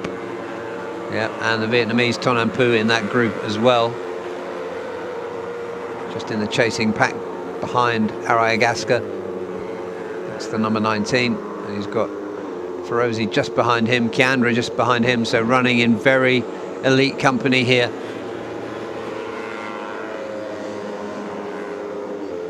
Ooh, very wide exit there for Ferozi. So that's Ferozi's qualifying done. The best he can hope for now is second. Arayagaska, his teammate, has already broken away from the group, but he does have a bit of traffic in front of him. Yeah, it's a big bunch there trying to tag on to some of the faster riders. So we could see some improvement, some other riders coming into the top 10. And as Herjun's qualifying is well done, actually. He's backed off in this lap. Checker flag coming out. Checker flag is out. Herjun there just looking around. And that will not benefit him. His qualifying session is done. So right now, Sharfudin Azman, the only rider who will be able to contest for those top 3 times. Tell you what, the speed of Arai Agaska coming into turn 14 was quite something to behold. Ferozi getting out of shape again behind them. He looks behind. There's nothing on the track. There's a last lap push effect. But what a session from Arai Agaska. Sharifuddin, this is his bid. This could be the lap that gets Sharifuddin Azman onto the front row. He's got a bit of a slipstream. Well, I thought it would be a slipstream, but he had way more corner speed. Comes across now, and it's up onto the front row for Sharifuddin Azman at the last second. Sharifuddin Azman at 151.629. That's a nicely timed run from Sharifuddin. He showed the tactical cleverness that comes with all that international experience that he's had. So great job from him. Didn't seem to be any shaking Arai Agaska or Ferozi from the top 2 positions. Those Yamahas did look quick, both of them. Yeah, if that was a clear visor, you could probably almost see the grin. Mission accomplished, very much so, for Sharifuddin Azman. But it was Arai Agaska for Yamaha Racing Indonesia who did a 151.261 to claim pole position for this afternoon's race 1. Second best, his teammate Ferozi Torakatula. And third, as we were just seeing, the grinning Sharifuddin Azman for Idemitsu Bunsu Honda Racing Team. Herjan Atna Firdaus, the best of the Astra Hondas, closely followed by his teammate Keandra Ramadipa. Aiki Yoshi on the screaming Kawasaki. Motor Sniper Manual Tech Kawasaki was 6th, 7th Cal Vietnam, and 8th. Brilliant session again from Zhang Zheron for Shijiao Racing Team. Deandra Triadica seems to be ever improving, was 9th, 10th was Warwick Tom Nokpakun, I beg his pardon. Washerin Tubtimon was 11th, 12th Piawat Patumios, those East NJTs all in a row. Irfan Heikel for Idemitsu Bunsu Honda was 13th, 14th. Gao Zheang for Team One for All Wonder Vacations, and Kevin Kintel was 15th fastest, 153.9 for him. And in P16, tried hard throughout that session.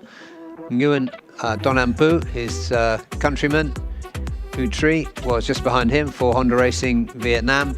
Nitian, the Hong Kong rider, in 18th for Subaru Racing Team. Alfonso Rey Santos Taguigan for SDG.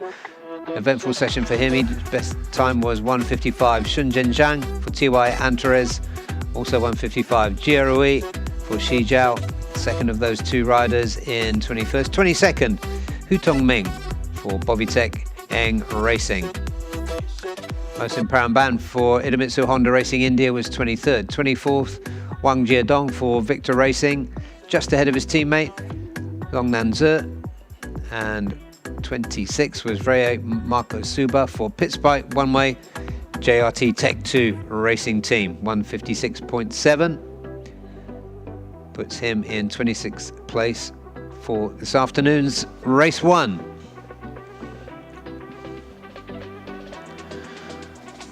So Daniel is off to pit lane to find somebody to talk to, and very shortly we'll be having another quick look at the highlights of that qualifying session for the AP250s. As you can see, one of the big backers of the Idemitsu FIM Asia Road Racing Championship is Alpine Star's long-standing partner, and quite rightly, hoardings all the way around the circuit, with rather a nice background there, nice green background. And there is a good view of Zhuhai. But let's go to the highlights now of that 30-minute session, and we begin with Herjan and Keandra running well throughout the session for Astra Honda. But it was Ferozi Torakatula and Arai Agaska who made it difficult for these two to get onto the front row. And And another Honda there of Piwat Patumyos, welcome returner to the AP 250 class. He ran closely with these two for a while as we got to the halfway point in the session. At this point, Ferozi and Arai were taking an extended break in the pits. But as we got to the end, it was a beautifully timed run from Sharifuddin Azman, who managed to join the two Yamahas on the front row. That's him, the number 63. Whereas earlier, you can see Arai Agaska and Ferozi running together. They did for much of that session, except of course for the extended break. At this point, Zhang Jiran, the Chinese wildcard, was secure in the top 10. Definitely the poster child for the Chinese wildcards.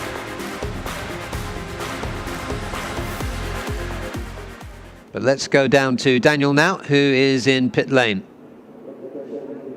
We're down here with the fast, young, talented Arai Agaska for Yamaha Racing Indonesia. So Arai, from yesterday in practice sessions and until now, you've been at the top of the list. How has the feeling been so far in Zhuhai? Ya, feeling saya dari kemarin sudah, alhamdulillah sudah bagus sih. Setupnya juga sudah bagus, setup motor dan mesin juga dan body motor. Dan alhamdulillah saya kemarin saat sesi free practice bisa berada di top 3 dan alhamdulillah di qualifying hari ini bisa posisi teratas. Semoga di race nanti bisa mempertahankan posisi ini. So the translation there was the setup has been good, the riding has been good, being able to be always in the near the top, and finally in qualifying as well, a P1 and pole position. So congratulations, Arai. Good luck for the rest of the weekend. Yeah, thank you.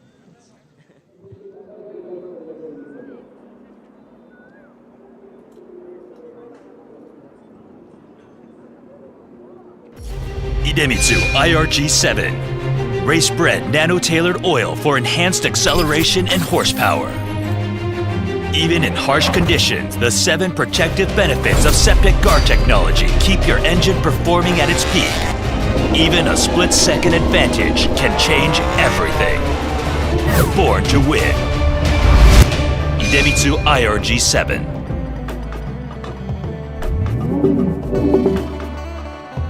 Idemitsu engine oil.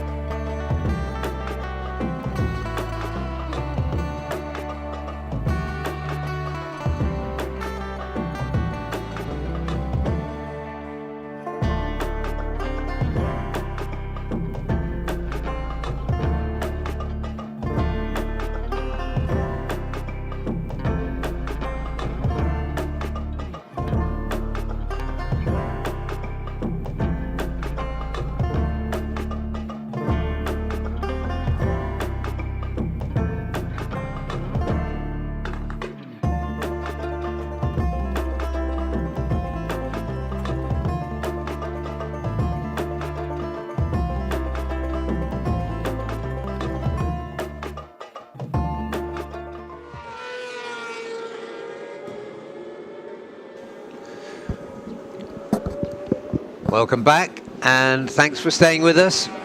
We are live from Zhuhai International Circuit here in Guangdong Province in China for round 2 of the Idemitsu FIM Asia Road Racing Championship 2024.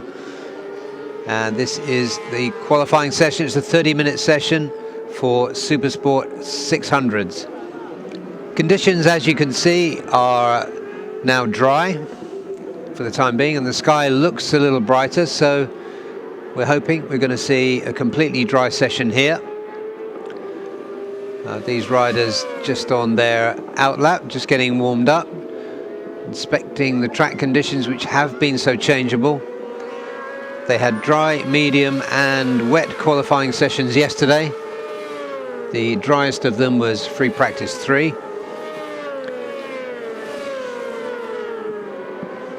And the quickest rider, and he pushed really hard and impressively well through each session, was Adinanta Putra for Astra Honda. Huge moment there for Kiatisak on the brakes. Oh, that was a big one.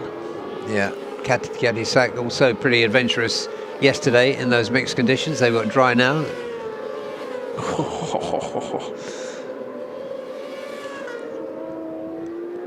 So yeah, a little spike in the heart rate there for Kiatisak Singapong.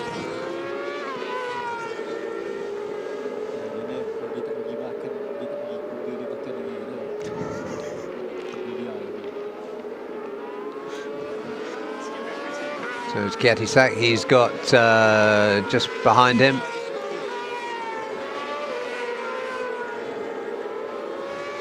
Yeah, that is, I didn't want to call his name before, I was absolutely sure, but that is blue bike, blue helmet of Apiwat Wongtananon. Double winner from round 1, and looked very quick yesterday, almost imperious until he had a big off in the 3rd session of the day at turn 14. So, knowing how he rolls, he'll be out to put that right. That was Kiatisak again. Again, yeah. Kiatisak's bike just really being pushed by him. Yeah, but interesting here. Not only, yeah, exactly. Not only Apiwat and Adinanta running together, but Adinanta running a qualifier at the start of the session. Yeah, I don't think that's such a bad idea from Adinanta. Here's a replay before that. Kiatisak really putting the power down and going super wide. You can see tire marks as he was too wide away from the clean part of the track, wasn't he? Yeah, but I'm thinking Adinanta's idea of going on qualifiers now, and the Ratapong as well, is that green on his tire? It looked like it for a second, but the idea to go on qualifiers now is not that bad, just in case rain comes later on. And yes, Ratapong is also on qualifying tires. Or indeed Apiwat. Sorry, Apiwat. But get well soon Ratapong. Yeah, get well soon Ratapong, yeah. While we're on top tie riders. Yeah, imagine if we had Ratapong plus Apiwat, that would be quite the combination. But nevertheless, we focus on Apiwat and Adinanta. Yeah, qualifying now might just be the right decision, just in case the weather takes a turn. Yeah, I think it's definitely worth a go. We've seen riders do it before. It kind of... still some water on the edges there, isn't it? That splashed onto the grass on the infield. Oh, Adinanta pushing. He has got Apiwat breathing down his neck, and Apiwat will be wanting to unsettle him.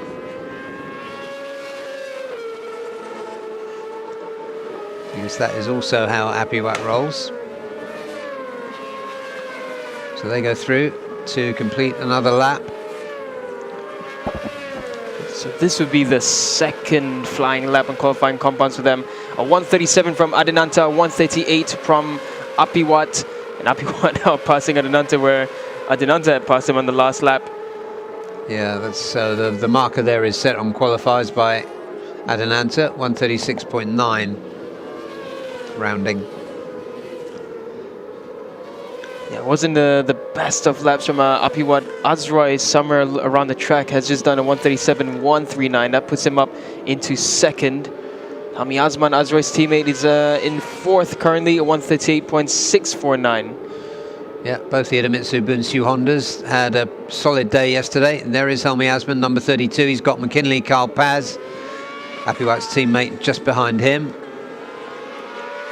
He's caught it there. Helmi is on qualifying compounds. 23 minutes left in qualifying, and this is early. This is earlier than we usually see qualifying tires on, but with the unpredictable weather that we've had in Zhuhai, this might just be the right decision. Yeah, we've seen Helmi do it before, haven't we? Oh, Adelantra has stopped. This looks like a bike issue, not a crash or anything. Mechanical. So Helmi Asman now looking at his sector time. Sector 1 is okay. Sector 2 is an improvement for him. I'm just concerned about Apiwat because he's not done anything special on this lap. So maybe the qualifying tire is already chewed up. That was aggressive from Azroy there into the last turn, turn 14. Definitely was, yeah. Slicing through past Xia Juntong. Xia Juntong pretty unfazed by this. Yeah, I think Xia Juntong's decided time to chase and take a few pointers. And Xia Juntong's not on qualifying rear, so should the weather stay this way, Xia Juntong does have another chance in his second run. So far on that lap, Helmi and Azroy did improve, Helmi as well did improve, but they remained second and fourth. Apiwat's gone back into the pit box. So that, I think, is Apiwat's qualifying tire run gone. Yeah. Let's see what else he's got in the locker. It's unusual to see Apiwat, in whatever class he's racing, not start from the front row. I'm just wondering what is Reza running on his rear. So Reza's done a 138.8, and it's a bit of distance between Reza to fourth and third. Maybe Reza's still running normal compound. Yeah, Reza. Oh, look at all the water there. There's buckets of it.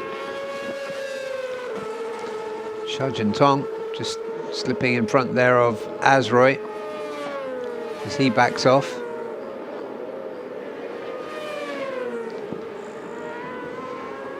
Now it looks like the two Bunsi Honda riders will be heading back into the pit box. So it seems that it's literally just about 2 laps that they'll get out of the qualifying tires before we start seeing the grip drop. Yeah, about 2 laps and between half a second and a second probably on lap time. Here's a determined Xia Juntong. Again, he's not lapping at a bad time at all. 139.3, just a 0.184 behind McKinley Kyle Paz on the Yamaha Techni Racing R6. So I'm interested to see how Xia Juntong does on the qualifying rear.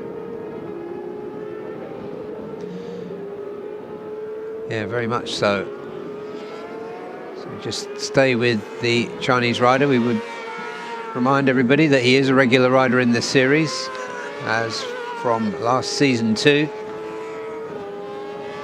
and starting to establish himself as kind of the idol for others to follow in Chinese motorcycle racing.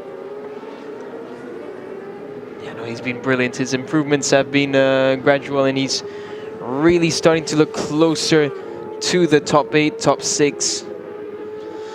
Yeah, he's unruffled when he gets among the really quick riders.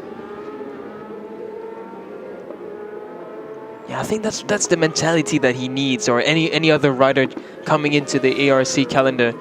If you want to be improving, you have to just be confident that, okay, I put myself in this class, I have to find improvements, learn from the others, and just take it step by step, and eventually you'll get there. Yeah, exactly. And the quality of the riders he's amongst, and this should be emphasized to our Chinese followers, is just phenomenal. There's people with Moto2 experience and all kinds of other international experience.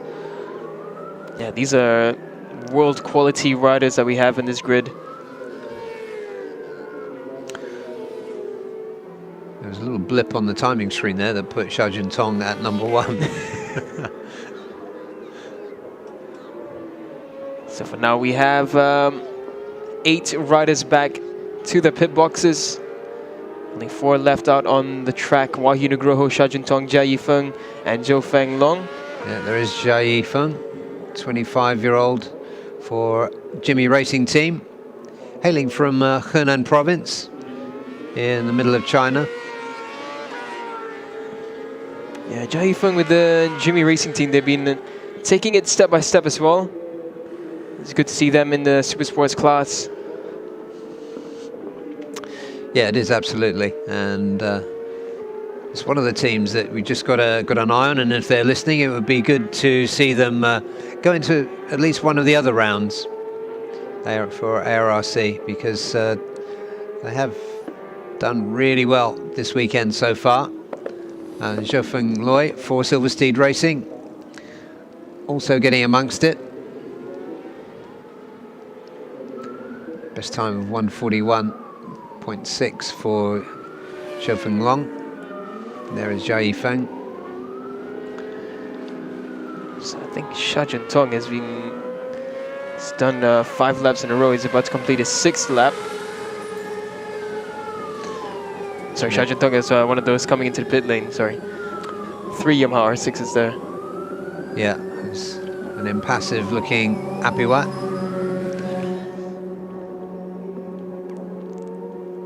But now we have 11 riders back into pit lane. That's Sha Juntong. I think he can be really happy with his progress this weekend. Yeah, another good stint for him, that's for sure. So this halfway point in the session, we'll see tyre changes of various shapes and sizes. A lot of the riders, of course, haven't done their qualifying tyres yet. I think he's one of them, McKinley Carl Paz. Winner here on his last appearance, though that was in 2019, which was his Underbone 150 championship year. There is Zhou Feng Long for Silver Steed Racing. Yeah, he's a really lanky rider. I saw him walking around pit lane, and he makes the ZX6R, which is not a small bike, look like a 250. Yeah, you're right. It is one of the bigger bikes in the class. Yeah, now I can see it. Zhou Feng Long, the only rider out on track currently. 11 riders back in pit lane. We have just over 15.5 minutes left in the Super Sports 600 qualifying session. We have, I think, there was at least 4 or 5 riders in total that were out on qualifying tires. So it's going to be interesting. The opportunity goes to Kiati Saku, I believe, was not on qualifying compounds. We saw him have a few moments. Tanat Lompleo, who's not in a bad position at all, in 5th. McKinley Carl Paz, Wahyu Nugroho, who we know is very good in this class as well. And let's not discount Sha Juntong. He's not far at all from a top 8, top 7. Yeah, that's right. You can see the Idemitsu Bunsu Honda and the Thai Honda pit adjacent to each other. And as one, as Roy and Helmi stand up and zip up their leathers. Yeah, if I've never met them and someone told me that they were siblings, I would have believed it. Well, yeah, you would. As their nickname goes, Upin and Ipin. Oh yeah, can you explain that one more time for me and the other listeners with bad memories? Yeah, so there's this cartoon of these 2 twin boys, and they're always funny. They have a really good character, and it's very similar to how Helmi and Azra get around. They have a really good relationship all throughout their racing career, and riding for the same team. Yeah, and Azroy, a winner here in race 1. Last time we were here in November. Yeah, Kiati Sak indeed is on qualifiers. Both the Thai riders in this class are rookies, so a bold move by Thai Honda.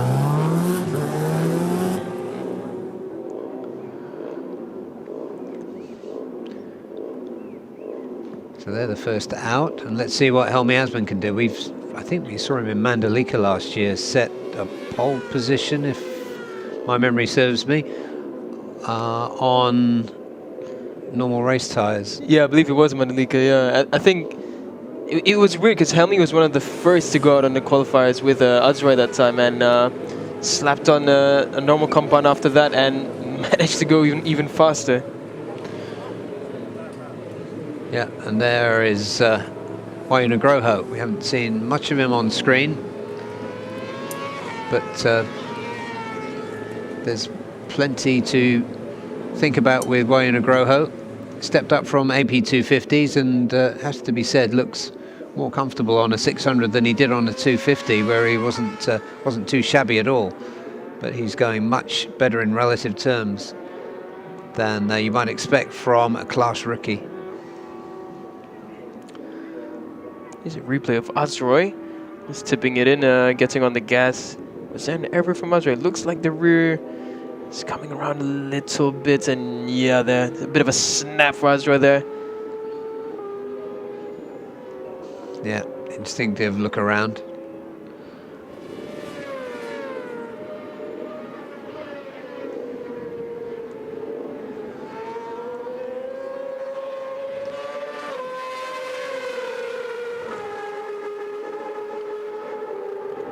So Azroy with Kiatisak and company.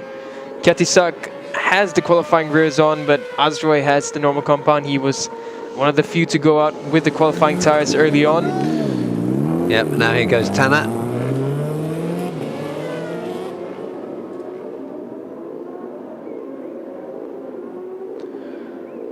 Well, this is an interesting double act. We wouldn't necessarily have expected. 2 Hondas, 1 Malaysian, 1 Thai. Both extremely well-resourced professional teams. 1 experienced rider and 1 rookie. Does like to go wide on the exit. That's right, just checking. Are you still there? So Kiatisak does make it past. I think the qualifying rear just gave him that extra grip on the exit. Ooh, and there's an error there for Kiatisak. He goes up, I think nearly onto the grass. So Kiatisak will have just 1 lap, 1 last hot lap with the qualifying rear. Yeah, I think Azroy was hoping he'd go in front and get out of his way. So they're the 2 Yamaha Technique Racing Team Asia R6s. That's Apiwat and McKinley Carpaz, neatly numbered 23 and 24.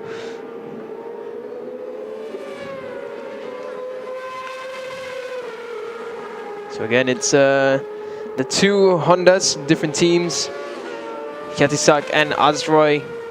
Kiatisak will benefit a bit with this, with a small tour from Azroy. Yeah, Kiatisak needs to make this count for his qualifying tyre. And this will be the first flying lap for his teammate Tanat, who was somewhere in the picture there. But there is Reza Danica. He had a really good day yesterday in mixed conditions, and despite a horrifying crash that he just dismounted his bike skillfully to avoid injury, but his bike was well and truly smashed up. Back with Adananta, who remains the leader in this qualifying session with less than 10 minutes remaining. Just as a reminder, he was one of the probably the first rider out on track on qualifiers.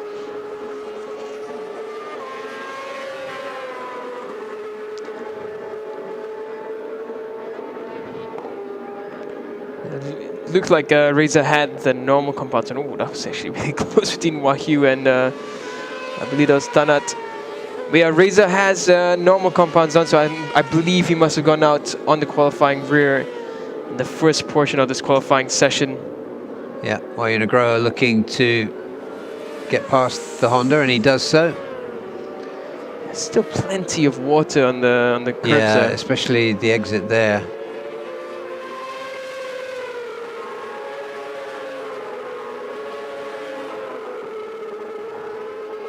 For now, we follow Wahyu and Tanat, both on qualifying rears.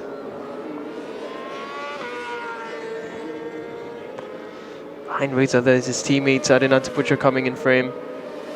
So far, no improvements sector time-wise. Helmi Asman's gone back into the pit lane, so Helmi maybe slight adjustment, then back out. Oh, Reza went onto the grass there. That was a moment for Reza Danica. So Wahyu Nugroho, I would not be surprised if he finds a top 5 or a top 3 timing in this one. Yeah, Tanat, I've lost count of how many laps he's done now. Is that one flyer he's done? Anyway, he's 1.5 seconds off. We'll probably have another look at him in a minute. These two riders, Apiwat and McKinley Carl Paz, have done their qualifying tyres. Apiwat certainly has. Did Kyle? I can't remember. Yeah, I'm not sure if we didn't really get a good look at McKinley Carl. But Apiwat definitely wasn't qualifying earlier. By looks of it, yeah, McKinley Carl's on qualifiers now, so maybe Apiwat just gonna give his teammate a bit of a tow. Yeah, McKinley Carl Paz paid due respect to Apiwat's generosity of spirit in the team garage to help get him up to speed on these bikes. Both international quality racers anyway. Two of the 3 Astra Hondas running together there. So now we begin the flying lap for McKinley Carl Paz and Apiwat. McKinley Carl Paz backing off. He's already done an out lap and a fast lap. Yeah. So I'm not sure what the tactic was there. Because from what we know so far, that should mean his tire should be done by the next lap. Exactly, yeah. At which point Apiwat just decided to carry on because he's still got some work to do if he wants to get between or ahead of those two Hondas of Adenanta and Azroy. There's Kiatisak back in the Thai Honda pit. This is Azroy, number 20. He's got McKinley Carl Paz behind him now. Xiaojun Tong's just improved. He's got to push McKinley Carl down into 10th place.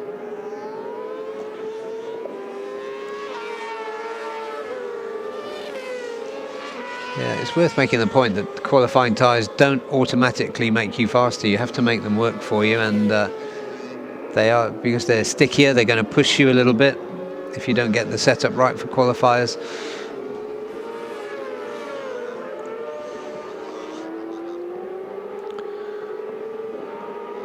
So right now 3 riders are back in the pit box. Helmi Azman, Kiatisak and Reza Danica. So I believe all 3 have gone out on the qualifying compound. Carl Paz, he'll have this lap to try and find a faster lap time. Just wondering whether there's any more rubber left in that qualifying rear. Yeah, exactly. He's got a good rider to chase, but I think it's fair to say he hasn't quite optimized those qualifying tyres. But in this group, we got the 2 fast Yamahas of Wahyu Nugroho and Apiwat, just moving past Adenanta Putra, who remains at the top. 1:36.89 is the target time. Yeah, I think that's qualifying done for Helmi Azman there. Stripping apart his bike with 4.5 minutes left. Here's Wahyu Nugroho now. He's on a push lap. Let's see the first sector time. It's an okay first sector for Wahyu Nugroho, but it's not gonna push him up any positions for now. I'm sure he'd like to get himself up onto row 2 if he can. Xiaojun Tong has pushed him up pushed himself up into 8th position. He's ahead of Reza Danica right now in the qualifying order. And he's in the 1:38, so again, he continues to impress. Xiaojun Tong for Victor Racing.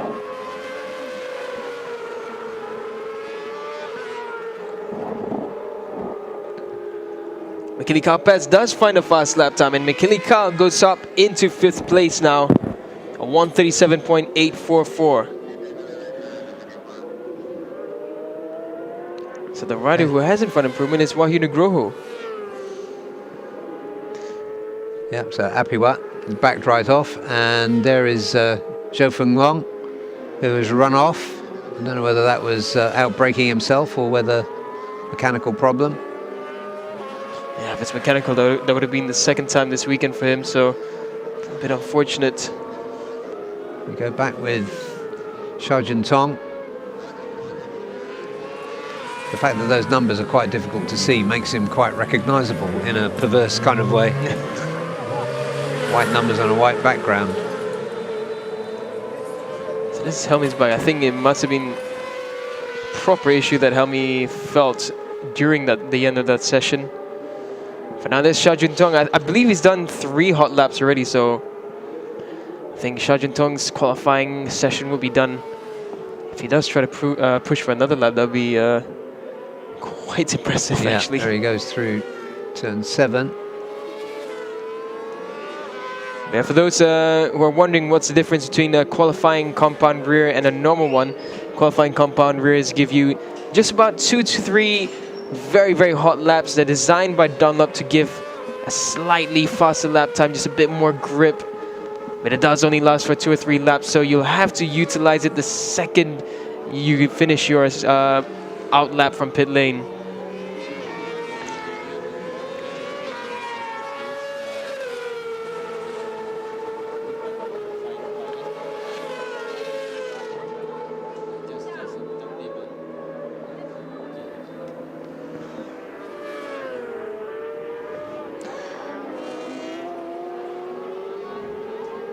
So just one more lap remaining. Reza Danica getting his race face on again by the look of it as he goes through turn 8 on the qualifier. Yeah, I didn't see him on the qualifier earlier. Yeah, so I just thought because you've got better eyesight than me that I'd missed it. Oh yeah, I was just under the complete assumption that Reza had already used his qualifiers, because yeah, there was only about 8 minutes left when he came out again, and you would have thought that would be the time to head out on qualifying compounds. But yeah, Reza leaving it really late. So let's have a look at number 1, 2, 3 from Astra Honda. He could jump up quite a bit because we know Reza's quality. Right now he's sitting in 10th below Xiaojun Tong. Helmi Asman coming out. I'm guessing this is just to check those adjustments that they've made. Yeah, he's only going to get, he's not going to get a flying lap in. But this rider is Astra Honda's Reza Danica Arens. He was the 3rd best yesterday in those very mixed conditions, which included a hard crash for him. Reza Danica now around turn 14. What's it gonna be for Reza? He'll have one more lap after this one. 137.9. It puts him into 6th, and he has another flying lap right at the end of qualifying. Bit of a moment there for Reza, but keeping it under control. Yeah, just about, but every 100th counts at this point in proceedings. The checkered flag just coming out now to end this qualifying session for Supersport. Reza darts inside. That was that. Decided not to put you coming out really aggressive. Yeah, he looks safe on provisional pole. Oh, look at a bit of showboating there from Azroy. Yeah, well, that's good to see, because he was in danger of losing his mojo after that miserable opening round. Yeah, this weekend is shaping up quite nicely. Adinanta Putra at his brilliant best. Azroy looking like he's coming back into form. Apiwat, well, he's been really, really strong this whole, well, since round 1. Actually, since the last round of last year. And Helmi Asman as well, keeping up with the pace. McKinley Kalpes, also good qualifying from him. Now let's look back at Reza Danica.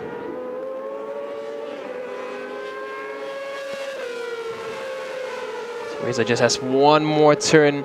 Will it be a front row for Reza Danica? Comes around turn 14, comes across the checker flag, and I think it's not enough. He must have made a mistake somewhere. A 139.197 for Reza Danica. He finishes in 6th.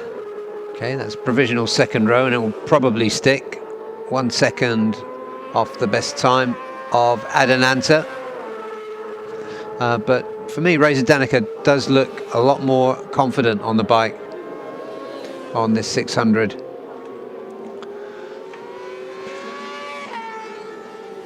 There is Adenanta just on the slowing down lap there with Azroy Hakim Anwar.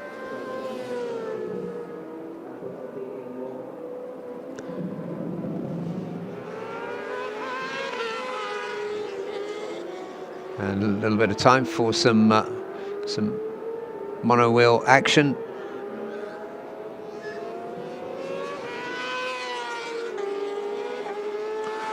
It's been a good 2 days, in fact, for Adenanta Putra. And there he is. There is the fastest lap, the only rider into the 136s. It was a 136.89 for Astra Honda's Adenanta Putra. He will start from pole position this afternoon ahead of Azroy Hakim Anwar and Apiwat Wongtananon. Helmi Asman qualified 4th, 5th McKinley Carl Paz, 6th Reza Danica Arens, 7th Tanat Longpliao and 8th Kiatisak Singapong.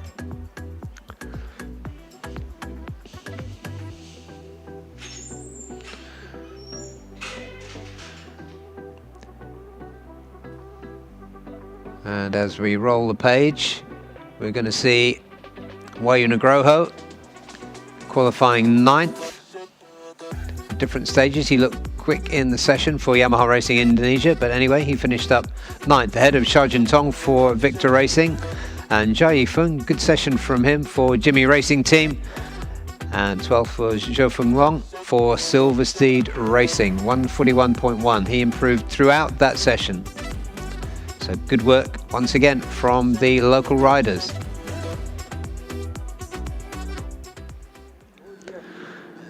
Yellow flags wave as the riders come in on their slowing down lap. The sky looks clear, and we will just wait to take a look at the highlights there. You can see a few people joining the grandstands there, just up to the right.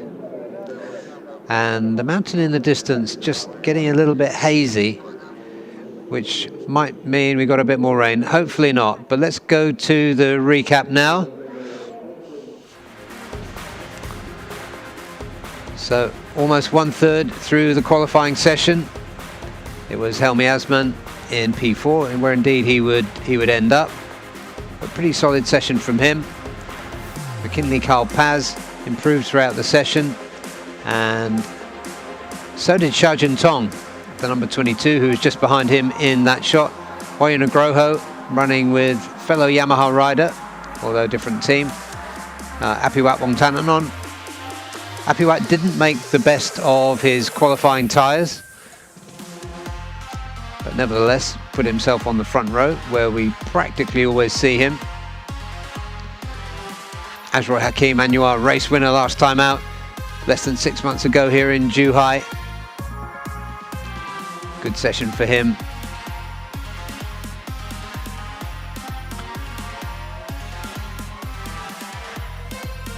And there is once again, they ran together for a while.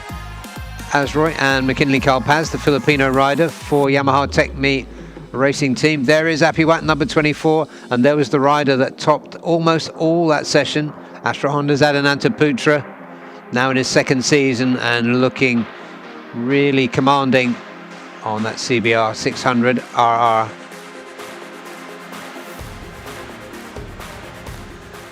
And currently second in the championship indeed to Apiwat.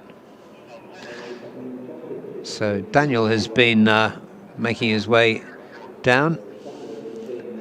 So we'll see what he has to say. And while I'm talking, I'm looking out of the window. I can see brightness to my left. I can see darkness in the distance on the TV screen there, because we could see that mountain behind a little bit clearer earlier. So hopefully things are going to stay dry. The next session up will be the one that the nerds all look forward to, myself included, which will be the Underbone 150 Superpole shootout for the first 10 starting positions this afternoon. And qualifying will be rounded off coming up at 11:30 local time, which will be a 40-minute qualifying session, for ASB 1000.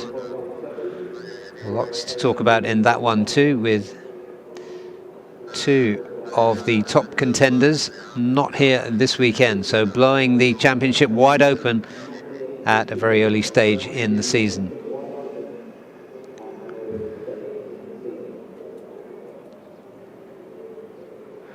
If you look to the left, you can see some, to the right, you can see some coloured umbrellas behind those trees.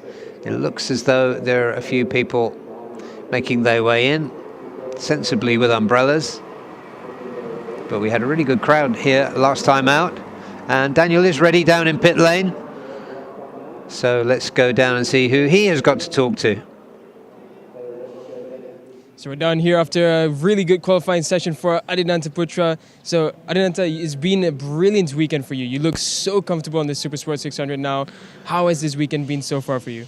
Yes, actually from the free practice yesterday, I have a good feeling for riding, also on the bike. I have a good feeling.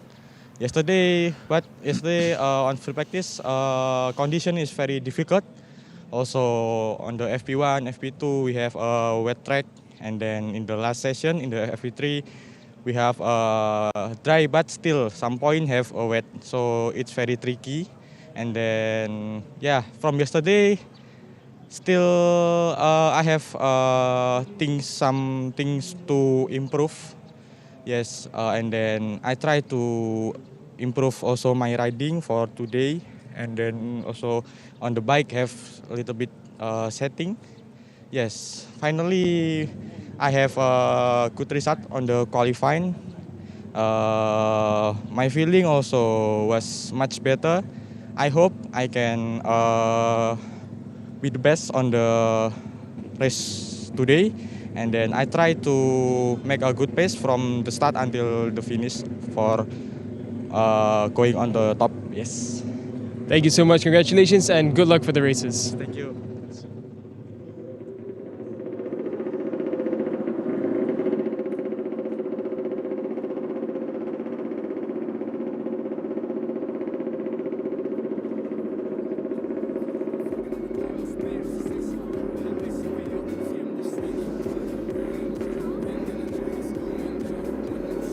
So while we wait for the Underbones to get on with Superpole, this is just in the podium area, some activity going on for the youngsters here. It's such a welcoming place, Zhuhai International Circuit. There really is something for everyone.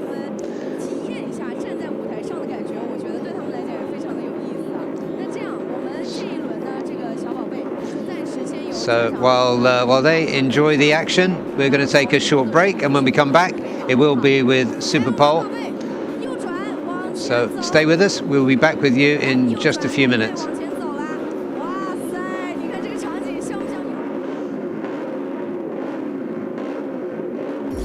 Idemitsu IRG7. Race-bred nano-tailored oil for enhanced acceleration and horsepower. Even in harsh conditions, the 7 protective benefits of septic guard technology keep your engine performing at its peak. Even a split-second advantage can change everything. Born to win. Idemitsu IRG7.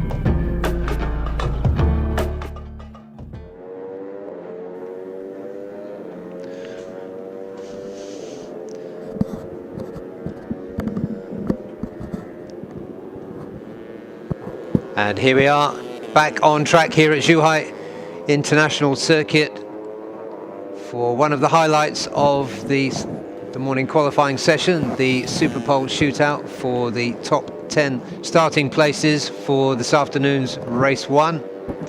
An impatient looking John Emerson and Gito on the number 22, bouncing up and down on the bars as he exited pit lane. And so what we have here are the top 10 riders from the earlier qualifying 2 session out on track, starting with the slowest first. We haven't got a full timing screen at the moment, but there is Dimas Juli Atmoko for Team 1 for All. He was, if not the first, the second rider out.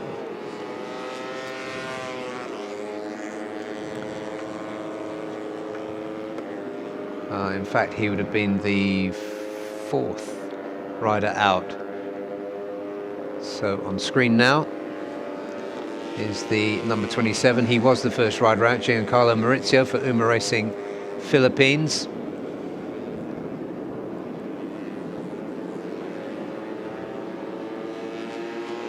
Giancarlo Maurizio, best time earlier of 2:06.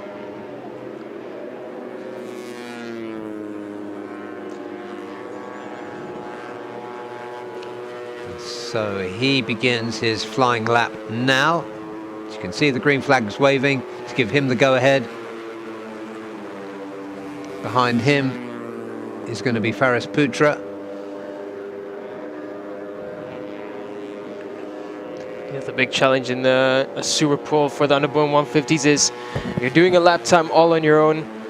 You have to make a perfect lap. One slight error and that can ruin your entire Superpole lap. So it's absolutely crucial to have 100% focus in these situations and really figure out how you can maximize the track without slipstream. Yeah, that's right, because they do run together. It's very much a kind of peloton sport, isn't it? And so it does require a different kind of discipline.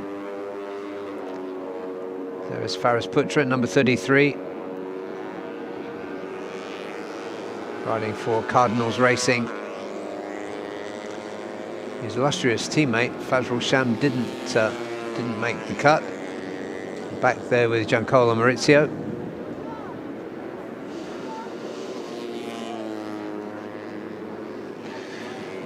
So he's just coming into turn 9 now.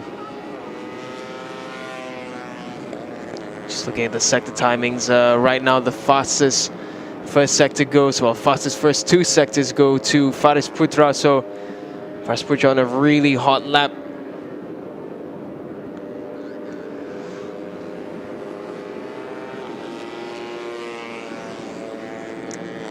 So now it's head down for Giancarlo Maurizio. So he gets through the final left kink. Through turn 14. head down. And his time, 2:02.7. So he's the first one to complete a flying lap. Closely followed by, just behind, who's bettered him by almost 0.4 of a second. Here comes Felix Putra.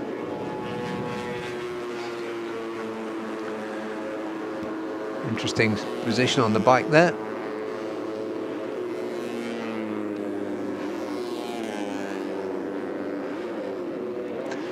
And now here comes John Emerson Mingito for 4S1N, teammate, of course, of Gubita Kresna.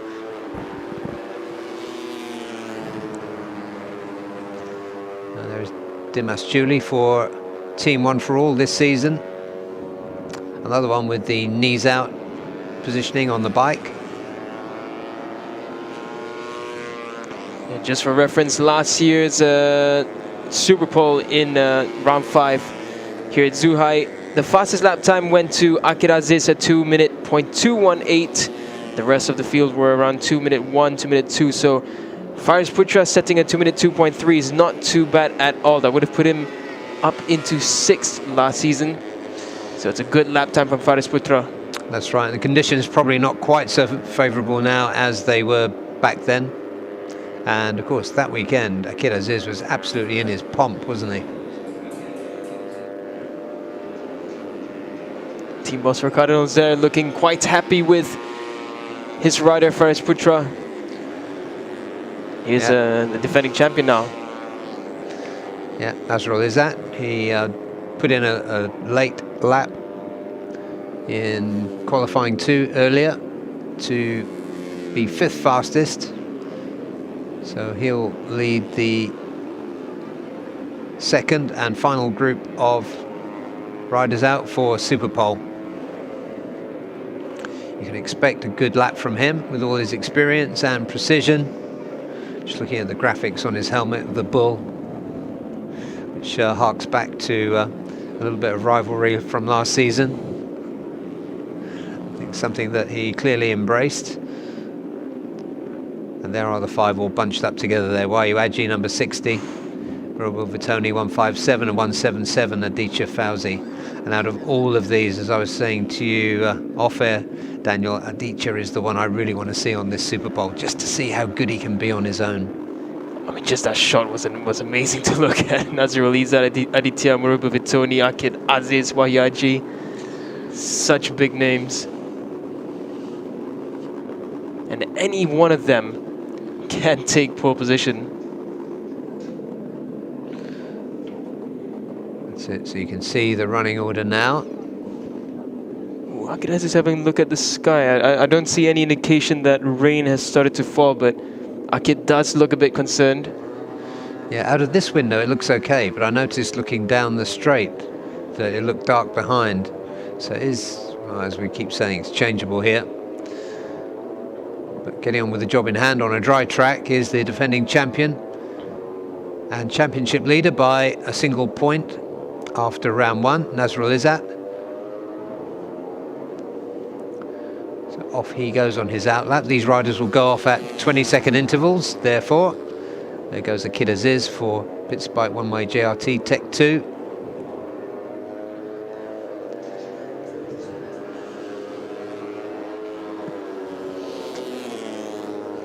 So here comes Wahyaji as well. Very, very easy to spot. Green color on the bike for Wahyaji and his teammate Aditya Fauzi. Yeah, simplest ideas are often the best, and that bright green was a fantastic idea to get recognition, as if they really needed it because of the quality of the riding of Wayu and this young rider, Aditya Fauzi, who's looking and sounding increasingly confident. Daniel, he spoke to you in English earlier on, I noted. He is, yeah. I mean, I think that's a really good character development for him in a way as well.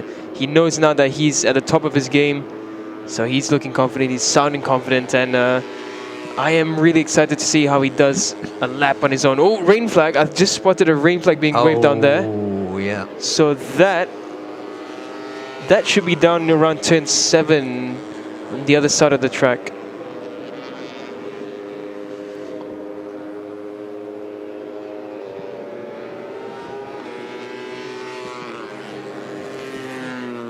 Yeah, the track is still dry. The rain is not heavy enough to cause any change in the track conditions yet. So Superpole continues on as per usual. Should the rain start getting heavy, then I think we will have a cancellation of Superpole. But for now, everything continues as per usual. Yeah. Yeah, of course, we do have qualifying 2 that could by default make up those leading positions. But here goes Wayuaji. He was 2022 champion for TKKR, and it was then that he brought his own team into ARRC as he starts his flying lap. And this season, quite brilliantly, I think, and boldly, he's brought in Aditya Fauzi as an additional rider. So Nazrul, he's on his out lap. Let's see where he is on the circuit. Turn 7, I think. Yeah, that should be turn 7. So far, sector time-wise, Nazrul Izzat not a bad sector 1 at all, but Akid Aziz is about 0.4 of a second faster than Nazrul Izzat. So Akid Aziz on a really hot one. Wayuaji as well, he's again decent sector 1, but Akid still holding on to the fastest first sector. That wouldn't be a surprise. We know how good Akid Aziz is at Superpole and just about every other aspect of the discipline of riding underbones.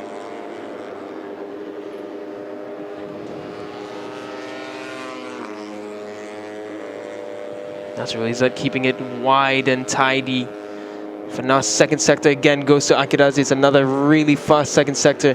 This could very well be another, a 2-minute one, if not maybe again a 2-minute point something for Akid Aziz. But for now, here's Nazrul Izzat to complete his Superpole lap. Just turned 14, comes around, tucks in, tries to tuck his hand in, and cross comes Nazrul Izzat. A 2-minute 2.835, not bad at all. That puts him provisionally on the front row. But let's see what happens now. Yeah. Oh, there we go. 2-minute 1.3 from Akid Aziz, a whole second faster than Faris Putra. And now Wayuaji puts his hand in. Ooh, it's not the best time from Wayuaji. Good enough for 7th. Murabul Vitoni, we know how quick he can be. It's a 2:01. That puts him 2nd.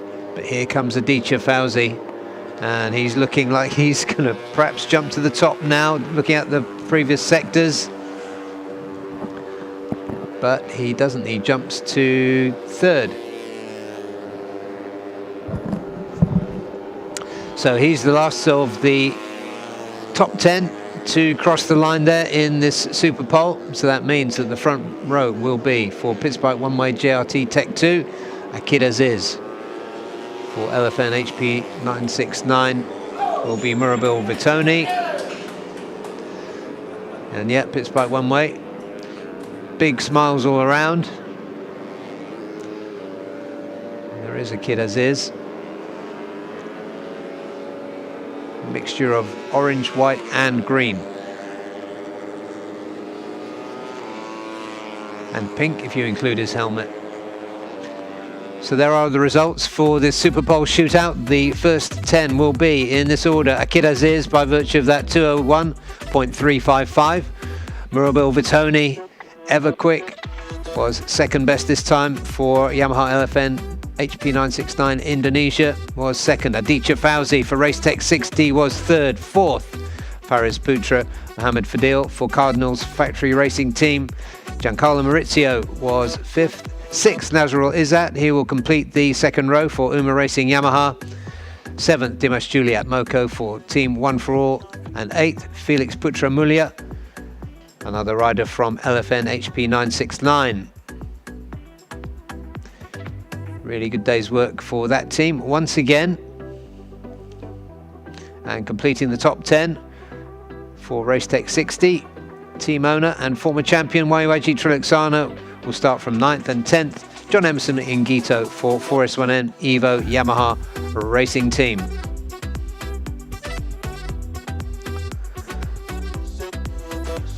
And Daniel is off to hopefully talk to Akid Aziz, but let's see what he can do down there in pit lane.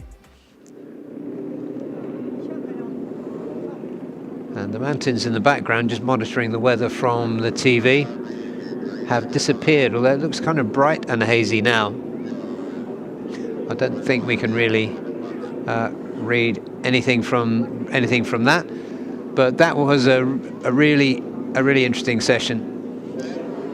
Okay. While we wait for Daniel, let's take a look at that Super Pole session. So it was Giancarlo Maurizio who was first out for Uma Racing Philippines. Always a difficult job to be the first one out in Super Pole, but he was 10th quickest this morning. That meant he was the first of the top 10 to go out on his Super Pole lap, and it was a pretty decent one at a 2:02.7. Next up, following just 20 seconds behind him, was let's jump forward, because here we've got Aditya Fauzi, who's topped every session he's been in so far. What could he do in Super Pole? Well, he recorded a 2:01.7. And here comes with his knees splayed out. Here was Akid Aziz, neat and tidy and fast as always. He jumped to the top with a 2:01.3.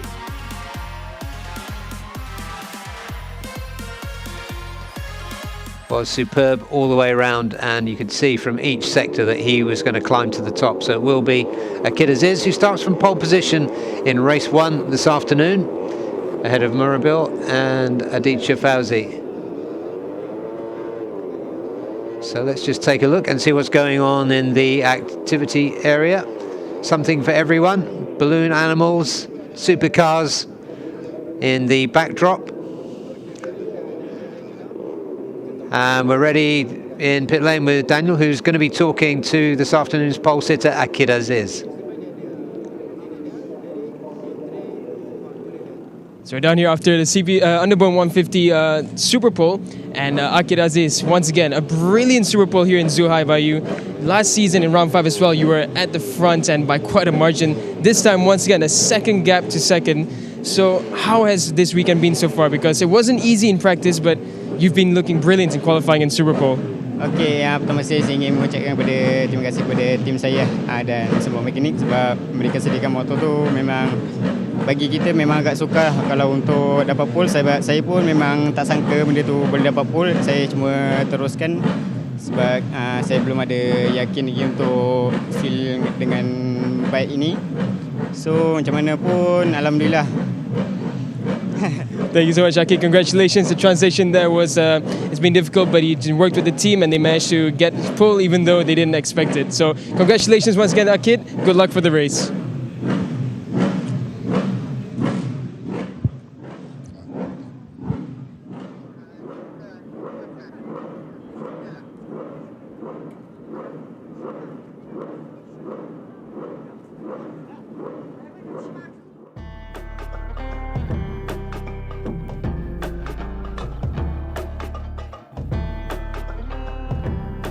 Idemitsu IRG5.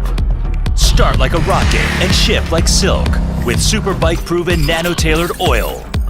Ultra protective Quintec guard technology distills the wisdom of oil experts. 5 protective benefits in harmony unleash the peak performance of your engine. Nano Silky Tech ensures extra smooth upshifting at high RPM. Rocket starts, silky shifts. Idemitsu IRG5.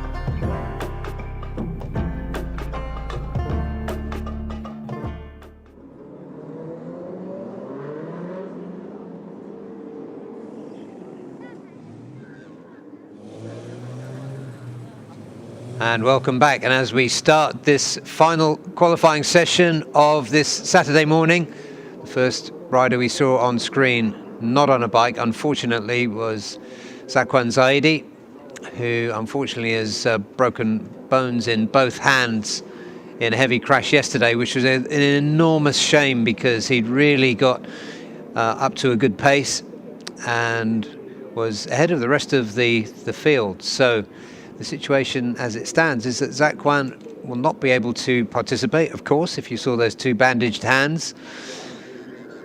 And he was the 2022 ASB 1000 champion. Also missing this weekend is the 2023 ASB 1000 champion, Markus Reiterberger, who is away on endurance duty for BMW this weekend. And so the riders that we're going to be paying especially close attention to at the front will be the rider that you just saw go past, and there he is. That's the Ducati of Hafiz Shirin of JDT, and the two teammates of Zakwan Zaidi, Andy Faridis-Dahar and Nakarin Atirapuvapat, two very quick riders to watch, and the rider right in the middle of your screen right now, Aslan Shah Kamaruzaman. You can see the riders wasting no time at all. I don't think I've remembered seeing that many riders queue at the pit exit in the way that they've just done. And I think they just want to get out before the weather might take a turn. Surprisingly enough, no one is on the qualifying rears.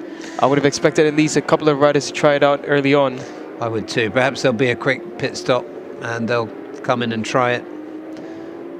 It's a bit of experimentation there on his outlap from Hafiz Shirin. Not difficult to spot, is it? That brilliant blue Ducati, and neither of those two BMWs in the light blue. There is Qiu Zhou, the number 16. What did we decide that blue was, Daniel, at the last round? Mint, yes. Yes. Mint blue. I'm sure Australian Lachlan Epis would be delighted to hear us calling that colour mint green. And another rider there to watch out for is Yuki Kuni, 21-year-old, who joined us at the end of last season. Had promising open to this season with two P4s in Buriram. He was looking good yesterday, except for the crash, which really beat his bike up badly. And I thought that was a very disarming interview he had with you this morning, Daniel. Yeah, he looks... I mean, he's just such a nice character to talk to, and he fully took responsibility for the crash, and he apologized to the team. But I think the team can still be very happy with his performances yesterday. In the wet, he's been brilliant, and in the dry, he's not been too shabby either. Yep, absolutely right. And talking about not too shabby, there's Aslan Shah, who had a really good day yesterday, looked confident and quick in all conditions. Whatever happens, he is going to be a force. There is Nakarina Tirapuvapat running a soft rear on that Astima Racing by Thai Honda. I think he's the only one running a soft rear option right now. Maybe just testing it out before heading onto the qualifying compound. There's Aslan Shah picking up the bike aggressively. He wants to get on the power. 133.6 for Aslan Shah. Yeah, nobody will understand better than Aslan Shah how important it is with the weather threatening to get some good laps in early. Ooh, and aggressive there from Pasawit Titiwararak. Just getting out of shape under braking for turn one. It's going to be an overtaking place to watch this weekend as well.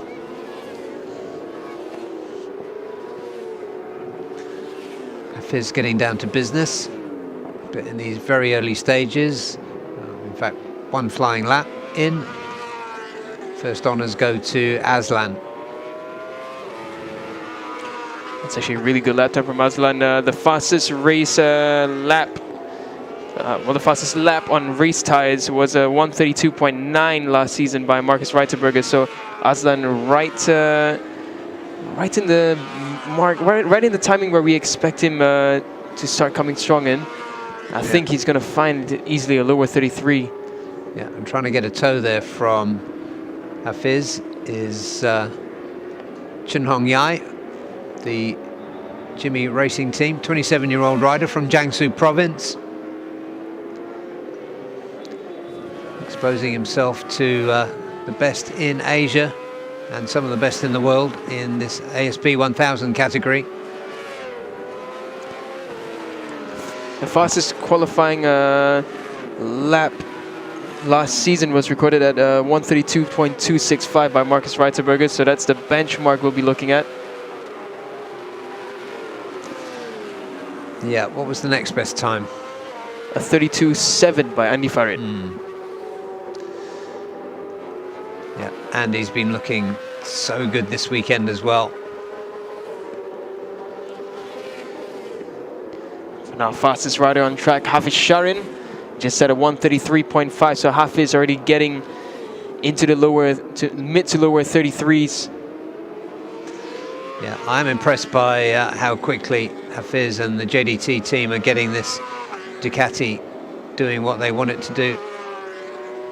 I was going to say tamed, but that's not really the right verb. Lachlan Epis, he had a good day yesterday.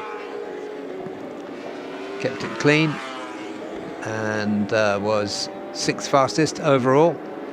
Yuki Cooney back in the pits there. Yeah, Lachlan Epis going around really well. He's improved quite well throughout the last season, and he's showing up this season as well. His fastest lap on normal race tires was a 34.4 last season. Ooh. Oh, that's Zhou Yu Zhou. See the back end of his BMW. So he's parked at the side there. And I think this could be a good lap from Andy Farid. There goes Passowit. He was pretty tasty yesterday as well. And Nakarin, but look at the quality we got here.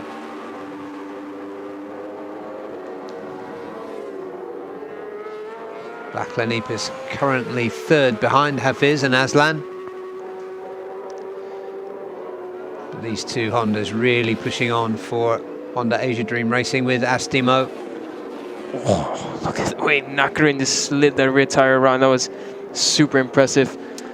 Yeah, that is characteristic of the way that he likes to ride. I think they're going to slice up past Passowit anytime now. Just looking at the pace of Hafiz, he's done another mid 133, so Hafiz very comfortable in those fast lap times. Yuki Cooney here getting some adjustments made. Yeah, well, that bike was basically rebuilt yesterday. Nice to see Haruki Noguchi's number there on his suit. Absolutely, yeah. Much missed and brilliant Haruki Noguchi. So Nakarin and Andy Farid have gone past Passowit on track. Nakarin riding aggressive as ever. He's up in sector 1, so this should be a faster lap time for Nakarin as he makes his way around turn 14. Let's see what he does. This should be an improvement, and yes, a 134.8. A slight improvement for Nakarin. Yeah, that's 6th best so far. But he is a good rider to watch, isn't he? And now experimenting with the medium front, soft rear. In comes Hafiz Sharin. I think I know why a lot of the top riders are going back in. The clouds are starting to look pretty dark around Zhuhai now, so I think they want to get the qualifiers on as quick as they can, get a couple of laps done, because the rain looks like it is arriving. Yeah, so that's the top 4 riders all in the pits currently. So shout out to Sho Nishimura. This is closer than he's ever been to the top, and big shout out to Soichiro Minamimoto. He's finally looking like his former self. A 134.8, just 1.3 away from Hafiz there. Looking better for Yamaha now. And Cosmo Daniel as well. Good job for him. Yeah, Sho Nishimura who's wild card in for TKKR BMW this weekend, as Nakarin continues to wring the neck of that Honda CBR 1000 RRR.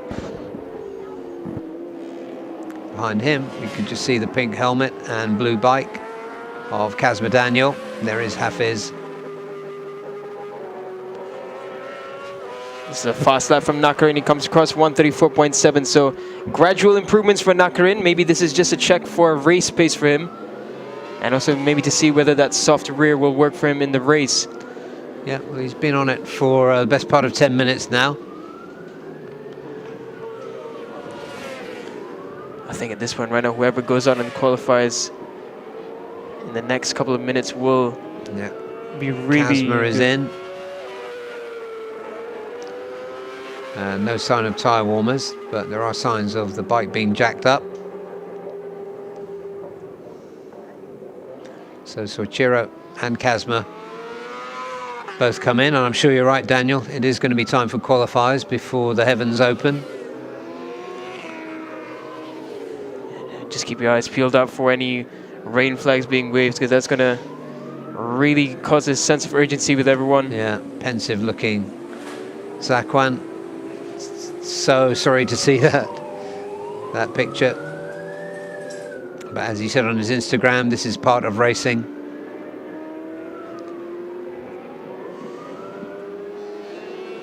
Looking unsettled even on a slowdown lap. Yeah. So I think this will be Nakarin coming back into pit lane. Lachlanipis is out on track, so I think he will have the qualifying tires fitted on his rear wheel. Sho Nishimura improves up into 7th at 135.1. So Sho Nishimura really finding some big improvements this morning. Yuki Kuni back out after that long stop.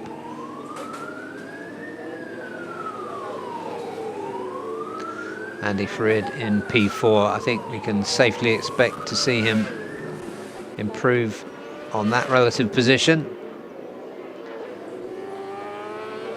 Go on, Daniel, it's time for you to do your body language interpretation. It seemed like conversations about corner exit, but Andy is actually lapping not too bad. If we compare his lap times last season, in his fastest race lap was a 133.1. His fastest lap currently is a 134.3. So actually a bit of work for him to be done. Yeah, and this 21-year-old Japanese rider needs to find 2 seconds if he's going to get himself to the top. He hasn't had that much track time in this session, to be fair. And he has had some adjustments made. The rear wheel there just floating ever so slightly for Yuki Kuni. SDG really do set up the bike very, very well.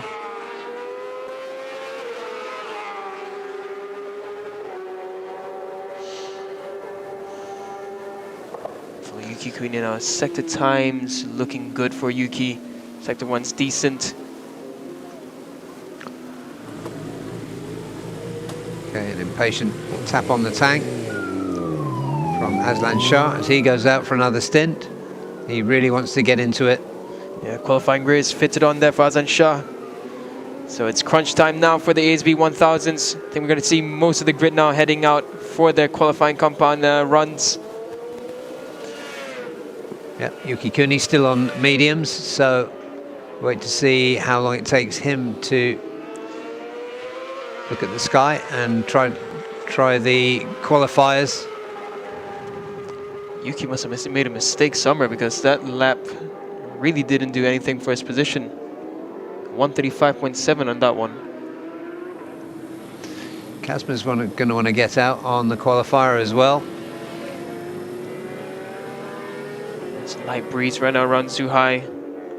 And there is Nakarin,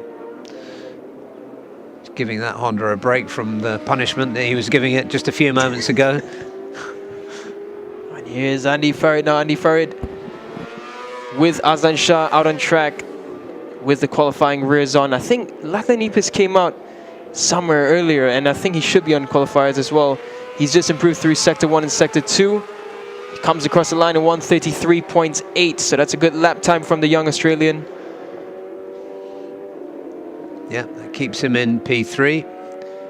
As we watch Chunong Yai for Jimmy Racing Team come through. Here comes Aslan Shah. He's on an outlap on that rear qualifier. So at the end of this one, he's going to pull the pin and get his head down for at least 2 laps. And this will be interesting for Hafiz. The last time out on qualifying compounds, they didn't have the data yet to really understand how to set up the bike as they do now. So this will be interesting. They've been at the top of the list for the past 2 dry sessions that we've had. So let's see what Hafiz Sharin and JDT Racing Team can bring for qualifying here in Zhuhai. Yeah, Yuki improving, I think. Yep, he's just pushed himself up into 7th with a 135.1. Lachlan pushing on. This is good to see because we know his quality. He's improved a lot. Big improvements for the Australian now on qualifiers. He's got just Aslan Shah and Hafiz Sharin ahead of him on the timing screen right now. For reference, Lachlan Epus's time last year in qualifying, he did a fastest of a 133.4, so he's not quite at his fastest lap time, but he is improving this session. And Aslan Shah is down on that qualifier. That is so unfortunate for Aslan Shah. Let's see how bad the crash was for him. This is down in turn 7, I believe. He just tips the bike in. Oh, that's early on. That's very early on for Aslan. So, if the damage isn't too bad, oh no, that's gonna be quite a bit of cosmetic damage. That was dragged through the gravel for quite a long way on the right side. Wishful thinking will say that they can get that bike back in quickly and he'll do 1 hot lap on that qualifying tire. I think he's only done his out lap. Yeah, Aslan's okay. That's the most important thing. And we know what he can do when he gets his race suit on in the afternoon. So he's going to cruise around now. Bike looking a bit tattered, but kind of rideable. But still at the top is the rider on your screen now. The number 55, JDT Ducati on qualifiers of Hafiz. That rear tire of Hafiz Sharin really just begging for grip. Yeah, he's really making that work. Hafiz on a really strong push lap now. This should be a good one coming in from Hafiz. First sector though, not that quick, so maybe too much movement on the rear. Just taking a few tenths off. Once again with Yuki Kuni. Best lap so far of 35.1. So still needs to knock at least a 1.5 seconds off to really get himself in contention.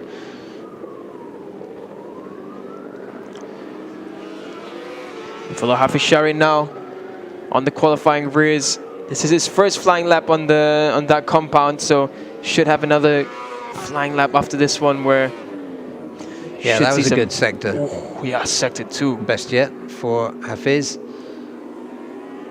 So we follow Hafiz Sharin. But they're really moving, or seesawing around. Here comes Hafiz now, just the final turn 14 here at the Zhuhai International Circuit for Hafiz Sharin in qualifying. He comes around across the checkered flag. It's not improvement, 133.7. Yeah, it's a good lap, but almost 3 tenths off his best. Has he got another one?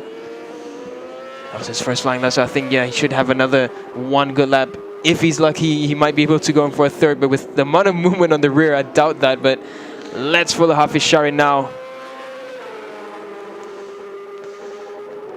He's riding it quite beautifully, this JDT Racing Ducati. Yeah, he looks smooth on top of it, even though the bike's moving around. Looking really pretty composed. And this is a rider I was just going to start to look out for. Andy Faridis Deha for Honda Asia Dream Racing. Nakarin has just moved up to P2 with 133.6. Nakarin showing up, 133.6, not a bad time at all. There he is on screen now. So let's see what he's got. Oh, we have rain. We have rain. That is probably at turn 9, I believe. So that's crunch time. They will have this lap, I think, before that section becomes a bit damp.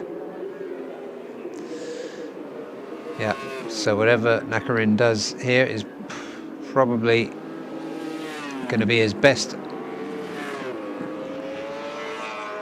or his best last chance to get a really good lap in. It looks like it's just that corner there that it was starting to have a bit of a shower, but I think the rest of the track seems dry for now. He's around turn 9, turn 10. Still riding really aggressively. That water's gone from the exit to turn 10. Got the bumpy approach into turn 11. Hafiz Sharin's has come across with the 133.3, and that would have been faster had he done a good sector 3. On screen, it's easy to see there against that lush green backdrop is some fairly steady rain. Yeah, that's enough so far as Hafiz is concerned. So I think Soichiro has just come out on the qualifying rear. So Soichiro left it too late. Kasuma as well left it too late. Sho Nishimura left it too late. Yeah, Aslan timed it well but crashed. But he did get a good banker of a time in earlier. So it looks like this is effectively the session cut in half, because it's come just after the halfway point in the 40-minute session. The rain has arrived. So you have to think that these are going to be the times that will stand for grid positions this afternoon. So big pity for Aslan, because had he not had that slip down at turn 7, I'm sure he would have put quite a fight towards Hafiz. But then again, still top praise to Nakarin and Aslan. They were only 0.2 and 0.3 away from Hafiz Sharin's lap time. Luckily Nipis as well, only 0.4 away from Hafiz's time. Yeah, this is great stuff from the Evolution Sports. Lachlan Nipis. We haven't seen the best of Andy Farid, so it looks as though writing this session off already, but I think not without good reason. Who's 5th, and like you said, Shoichiro Minamoto just too late, and probably Kazma as well, his teammate. Yeah, it's surprising to me. You would have thought with everyone else as well scrambling out on the qualifiers that they would have responded, but looks like they thought that they had time, but the weather had different plans. Yeah, it's always a good idea in these conditions to keep one eye on the sky. But JDT can be pleased with that. They know that there is every chance of that being a pole position for their rider.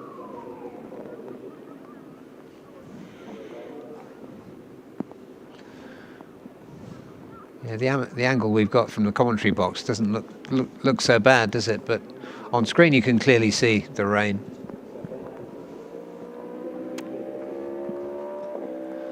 Yeah, I think at the front straight here it's just light rain, but it's around turn, I think it was turn 8, from 7 onwards that we saw it pouring down a bit more. From this angle, it looks dry. Yeah, it does. Although the mountains in the background have disappeared. There is Pasuit Titiwara. He was 2 seconds off the best time of Hafiz, which means in all likelihood he's going to start 10th this afternoon.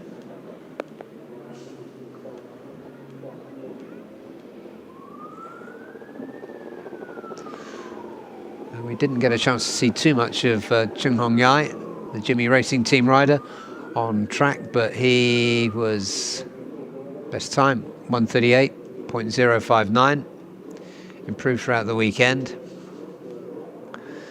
So Hafiz debriefs. I think that's Sal from Dunlop, the unofficial spokesperson that we've appointed.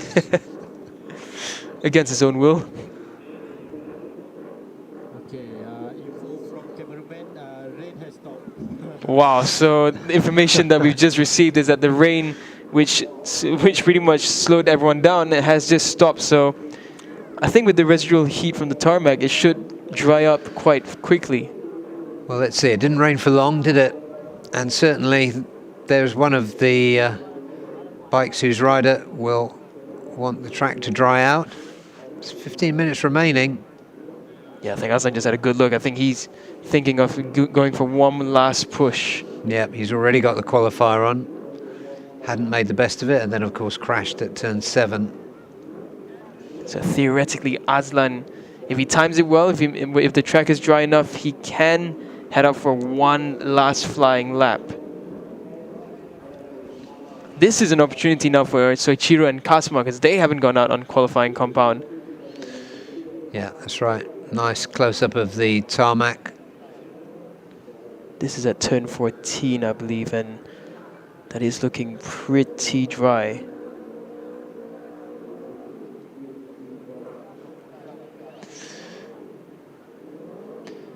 Yeah, so I guess they're going to give it a few minutes. There's plenty of time. Quite often a qualifying session, all the action will be done in the last 5 minutes, and we've got almost 15. It's hard to tell really if that's a damp looking track or a dry one. And I think at this point it's a gamble for anyone. Yeah, it's one of the young spectators we've seen. It's been plenty of entertainment for them just in the Parc Fermé area. Really well organised event actually. If you look around, you've got food stalls and things to do, gantries, big screens.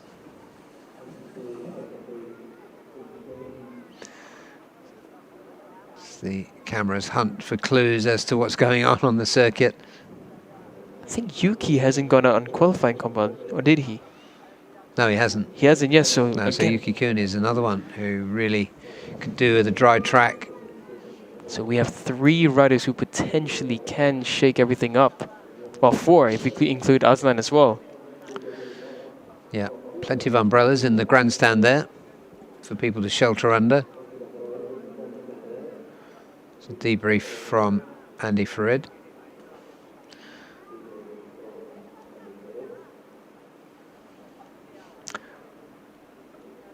Full support from Zakwan there. Painkillers are working. Yeah, I mean, on both hands he has a broken bone, so it's a tough one for Zakwan. But according to the team, he might make it back for Motegi, so yeah, that would be... Yeah, he said he would be back out, yeah. It would be impressive if they do that. Yeah, it would be. There is Nakarina Tirapuvapat. He did a good job on the qualifiers. So he'll probably be hoping that the track doesn't dry out.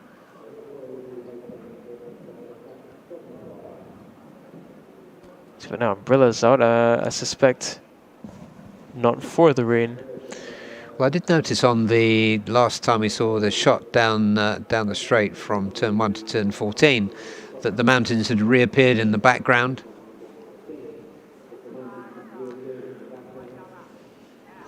Farid's bike there getting ready to go out for another run.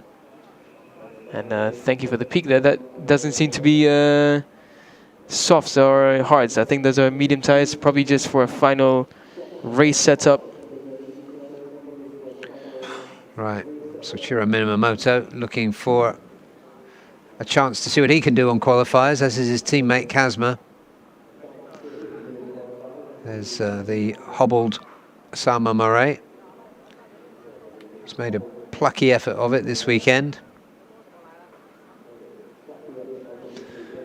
He's done pretty much a full session every time, 3 free practice sessions yesterday. And he's done 9 laps in this qualifying session so far.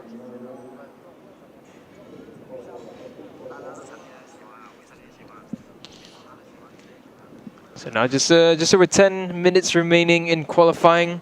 Just waiting for the moment that the riders decide to go out again. Still have a few riders who have yet to set a lap time on qualifiers. Yeah, Yuki Kuni knows there's nothing he can do for the next few minutes, but wait.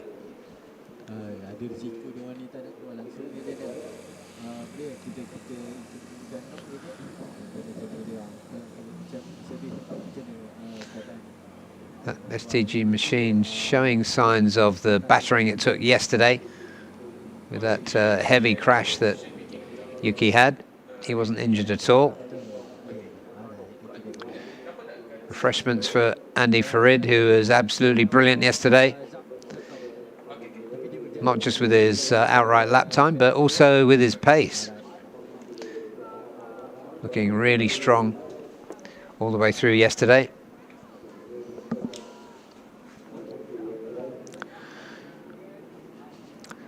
So as the intrepid Daniel Bogers goes, actually he's going to step outside to see what's really going on.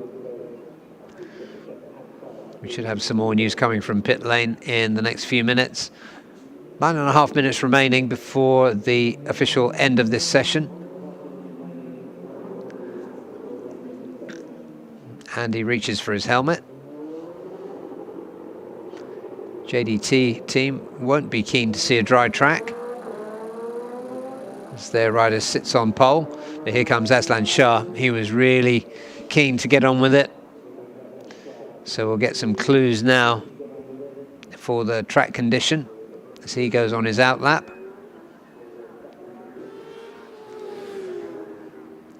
Really determined, Aslan Shah, no matter what happens in this qualifying session. Well, he's provisionally on the front row. He's had one crash. He wants to do better. But whatever happens in this qualifying session, you can be sure that he will have his race face on this afternoon, as he always does.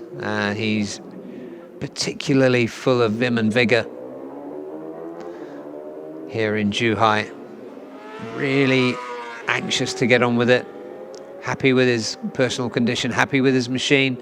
New engine from BMW for this round as well.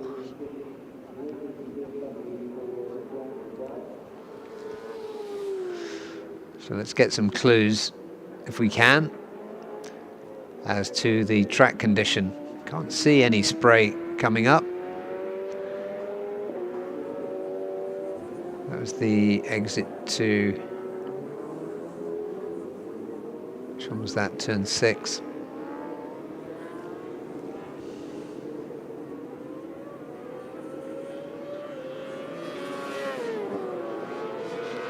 Actually, Aslan was further around that lap than I thought. I got my hairpins mixed up again. So he starts a flying lap now. Track condition looks pretty good, so that will probably encourage some of the others, like Andy, like the two Yamaha Techni riders, Soichiro and Kazma, to get themselves out on track to join the Malaysian former ASB 1000 champion, former Supersport 600 champion. And Daniel's down in pit lane with some news for us, so let's go down to him. We're down here in pit lane with Self and Dunlop. So we want to ask, in a situation like this where the weather is so uncertain and it just had a drizzle about 10 minutes ago, how will you guys decide on what would be the better tyre choice and what would be the best tyre choice in situations like this? To be honest, obviously during qualification, the guys want to get the best lap time to put themselves on the grid. My opinion, do we wait and more rain could come, or it's a case of going out and effectively trying to get the lap time on the qualifier? I think already we've seen the guys who have gone out early with the qualifier have put their lap time up on the board, and the guys who have waited, they might have waited a bit too long. So yeah, hesitance, but it's about having that time in. But it's too dry for wets, no question, it's a dry track. Thank you so much for that. We look forward to seeing the tyre selection after this. Yep, have to agree there with Sal's comments. It was a canny move by the riders at the top, most of the riders at the top of the timing screen, at least the first 4, to put on their qualifiers earlier. Aslan was one of them, although he didn't set his P3 time on a qualifier. He crashed on a qualifier, but now he's trying to make the most of it. And looking at his, let's just have a look at his sector times as he comes through on another lap. That was an okay but not stunning first sector. As he goes through turn 7, the site of that earlier crash.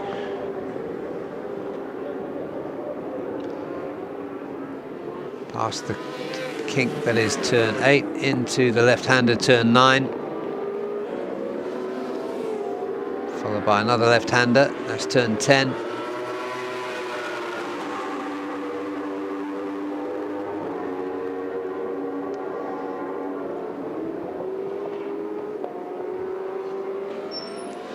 So this looks like an okay lap from Aslan, but I don't think it's going to lift him up the timing screen.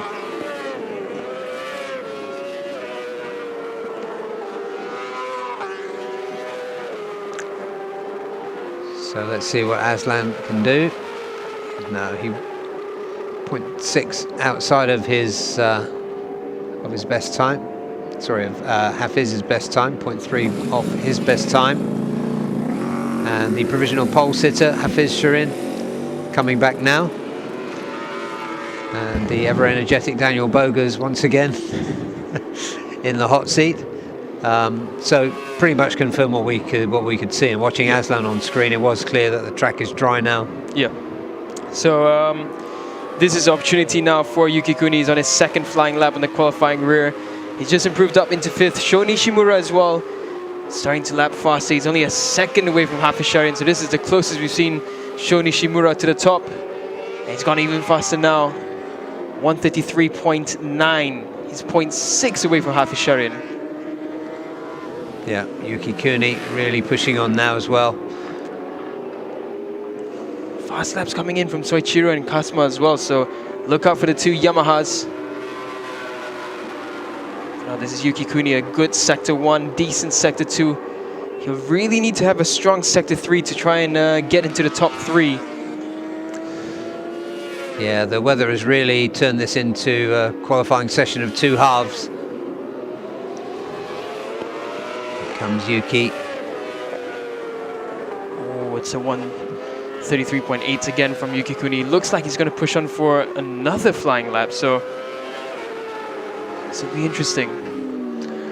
Let's see what there is in that sticky Dunlop. Aslan's is surely done. He didn't improve his time. That 133.6 was set on, that was a medium rear, wasn't it, that he was on earlier? Yeah, it was either the medium rear or his first flying lap on the qualifiers. Can't recall. So here are the two Yamahas now of Soichiro and Kasma Daniel. Good through sector 2. They're working together quite well. This should put them into the 33s, just wondering exactly where. So currently at risk of not being in row 2 is are Yuki Kuni and Sho Nishimura. Yep. Aslan's done. Busy, challenging session from him. It's a soft rear option again for Hafiz. Another experimentation of tire choice. Yeah, we've seen a lot of this, haven't we? So let's analyze what he's done with this soft tire. Okay, this is his first flying lap on the soft rear compound. Kasma Daniel has gone up into 7th on that lap. Soichiro has gone up into 4th. So the Yamaha looking much, much better today in the dry. Yeah, so the provisional front row hasn't changed. Provisional second row has. So Soichiro at the moment leading it from Lachlan. And Yuki Kuni. Andy Farid Izdihar. So brilliant yesterday, currently down in 7th. Just ahead of Kasma Daniel. Hafiz there, the Rear tire again, struggling for grip. Yeah, that was about a second off his best time, but he's not really going for a qualifier. So two Yamahas running together there. Kazma Daniel, 27. Pink helmet, Soichiro Minamoto, yellow helmet for Yamaha Techni Racing Team Asia. Yeah, I think both of them backing off from this session already. So that is how qualifying looks like for the ASB 1000s, and provisionally this is how the grid will look like. Front row, Hafisharin, Nakarin and Aslan Shah. So thanks to the weather gods stopping the rain. Oh, here comes Andy Farid. Let's see what he can do in the closing moments. It's not going to be an improvement for him, I don't think. No. It's wild on the exit of turn 14 there for Andy. And that's done. So a really disappointing session there for Andy Farid, who was so brilliant yesterday. So he will start from 7th. But I think the most interesting thing there was the battle for the second row in those closing moments. So Daniel, see what you can find out now.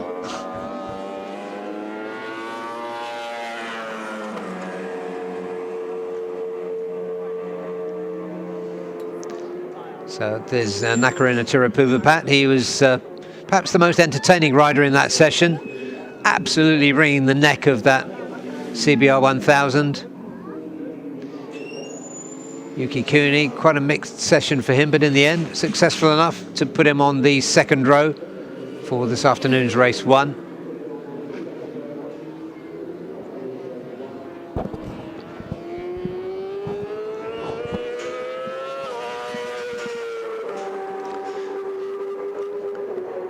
So last time around for Yuki, no change for him.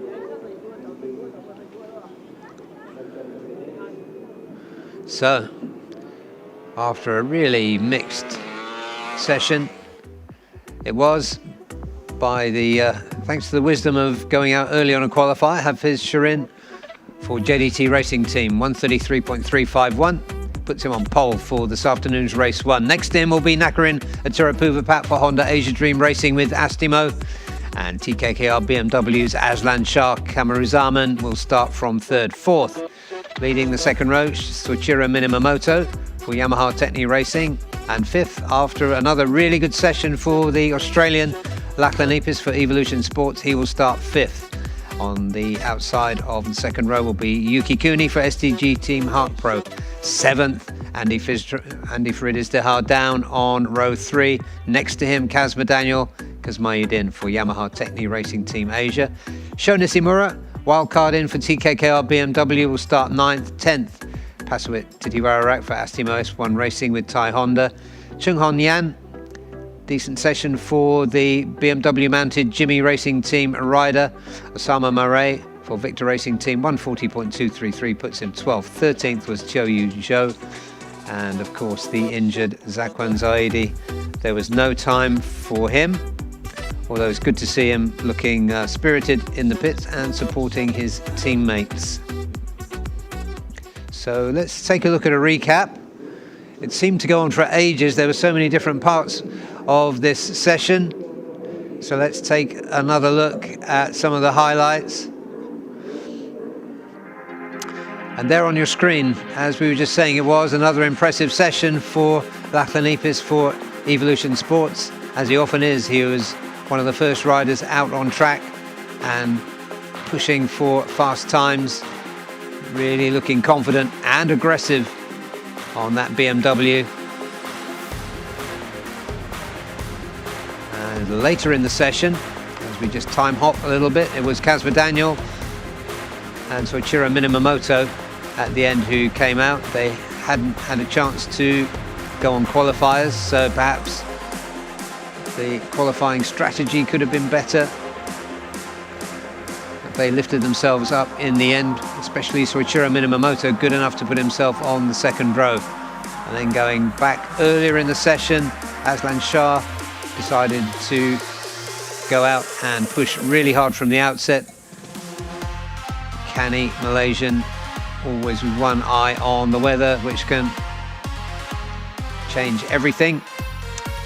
Pushing all the way through as well was Nakarina Tirapuvapat, who was hugely entertaining and very, very fast on the Asimo Racing with Thai Honda. And Hafiz Sharin, just taking a look at him, he made the best of his qualifying tyres. A lot of experimentation still going on from that JDT Ducati pit, but it's all pointing in the right direction. And he will start from pole with Nakarin next to him and Aslan on the outside of the front row.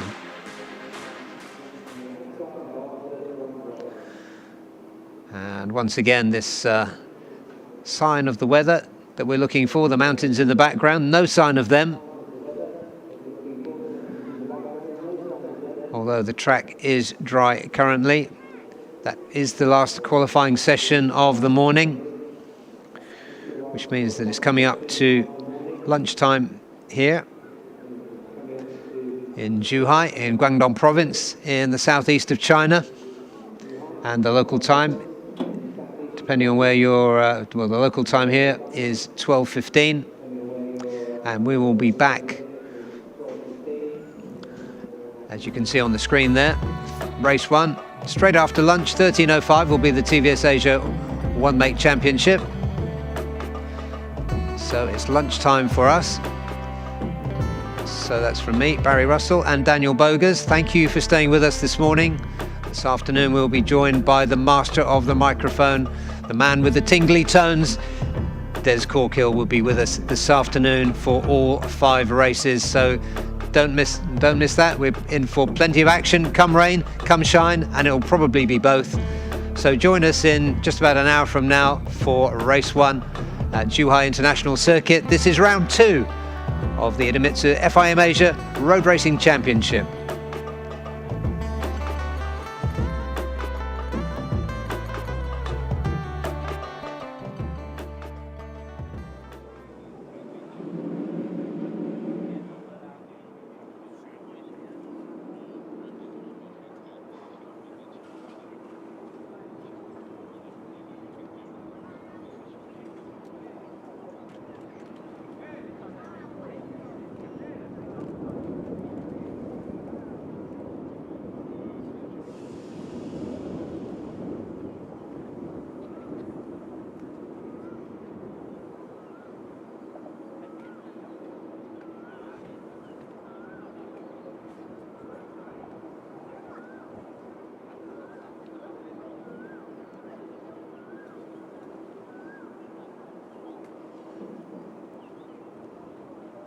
So we're down here with Hafiz Sharin after the ASB qualifying session.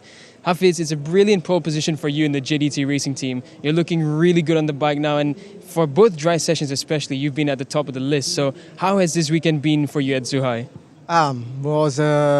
This is my target to arrive here with a good feeling, and after the Thailand race, and also we back at home training hard, try to understand everything what we need to improve for the next round. And now I've been very competitive for yesterday afternoon dry session and also this morning for qualifying. But still, I can say I'm happy. But with the lap time that I did was not really fast as a record time, because we have not the same weather that we have compared to last year. And then also when I did a 2 lap with the Super Pole tire, have a drizzling in the first corner, so we take one step safe on the brake. But anyway, we improve a little bit than with the medium tire. So let's see what we can do in the afternoon, because the weather is like 50-50. It's a little bit rain and sometimes stop and they play, you know. So I hope we hope it's the dry condition and we can fight for the podium. Thank you so much, Hafiz. Good luck for the race. Thank you. Bye-bye.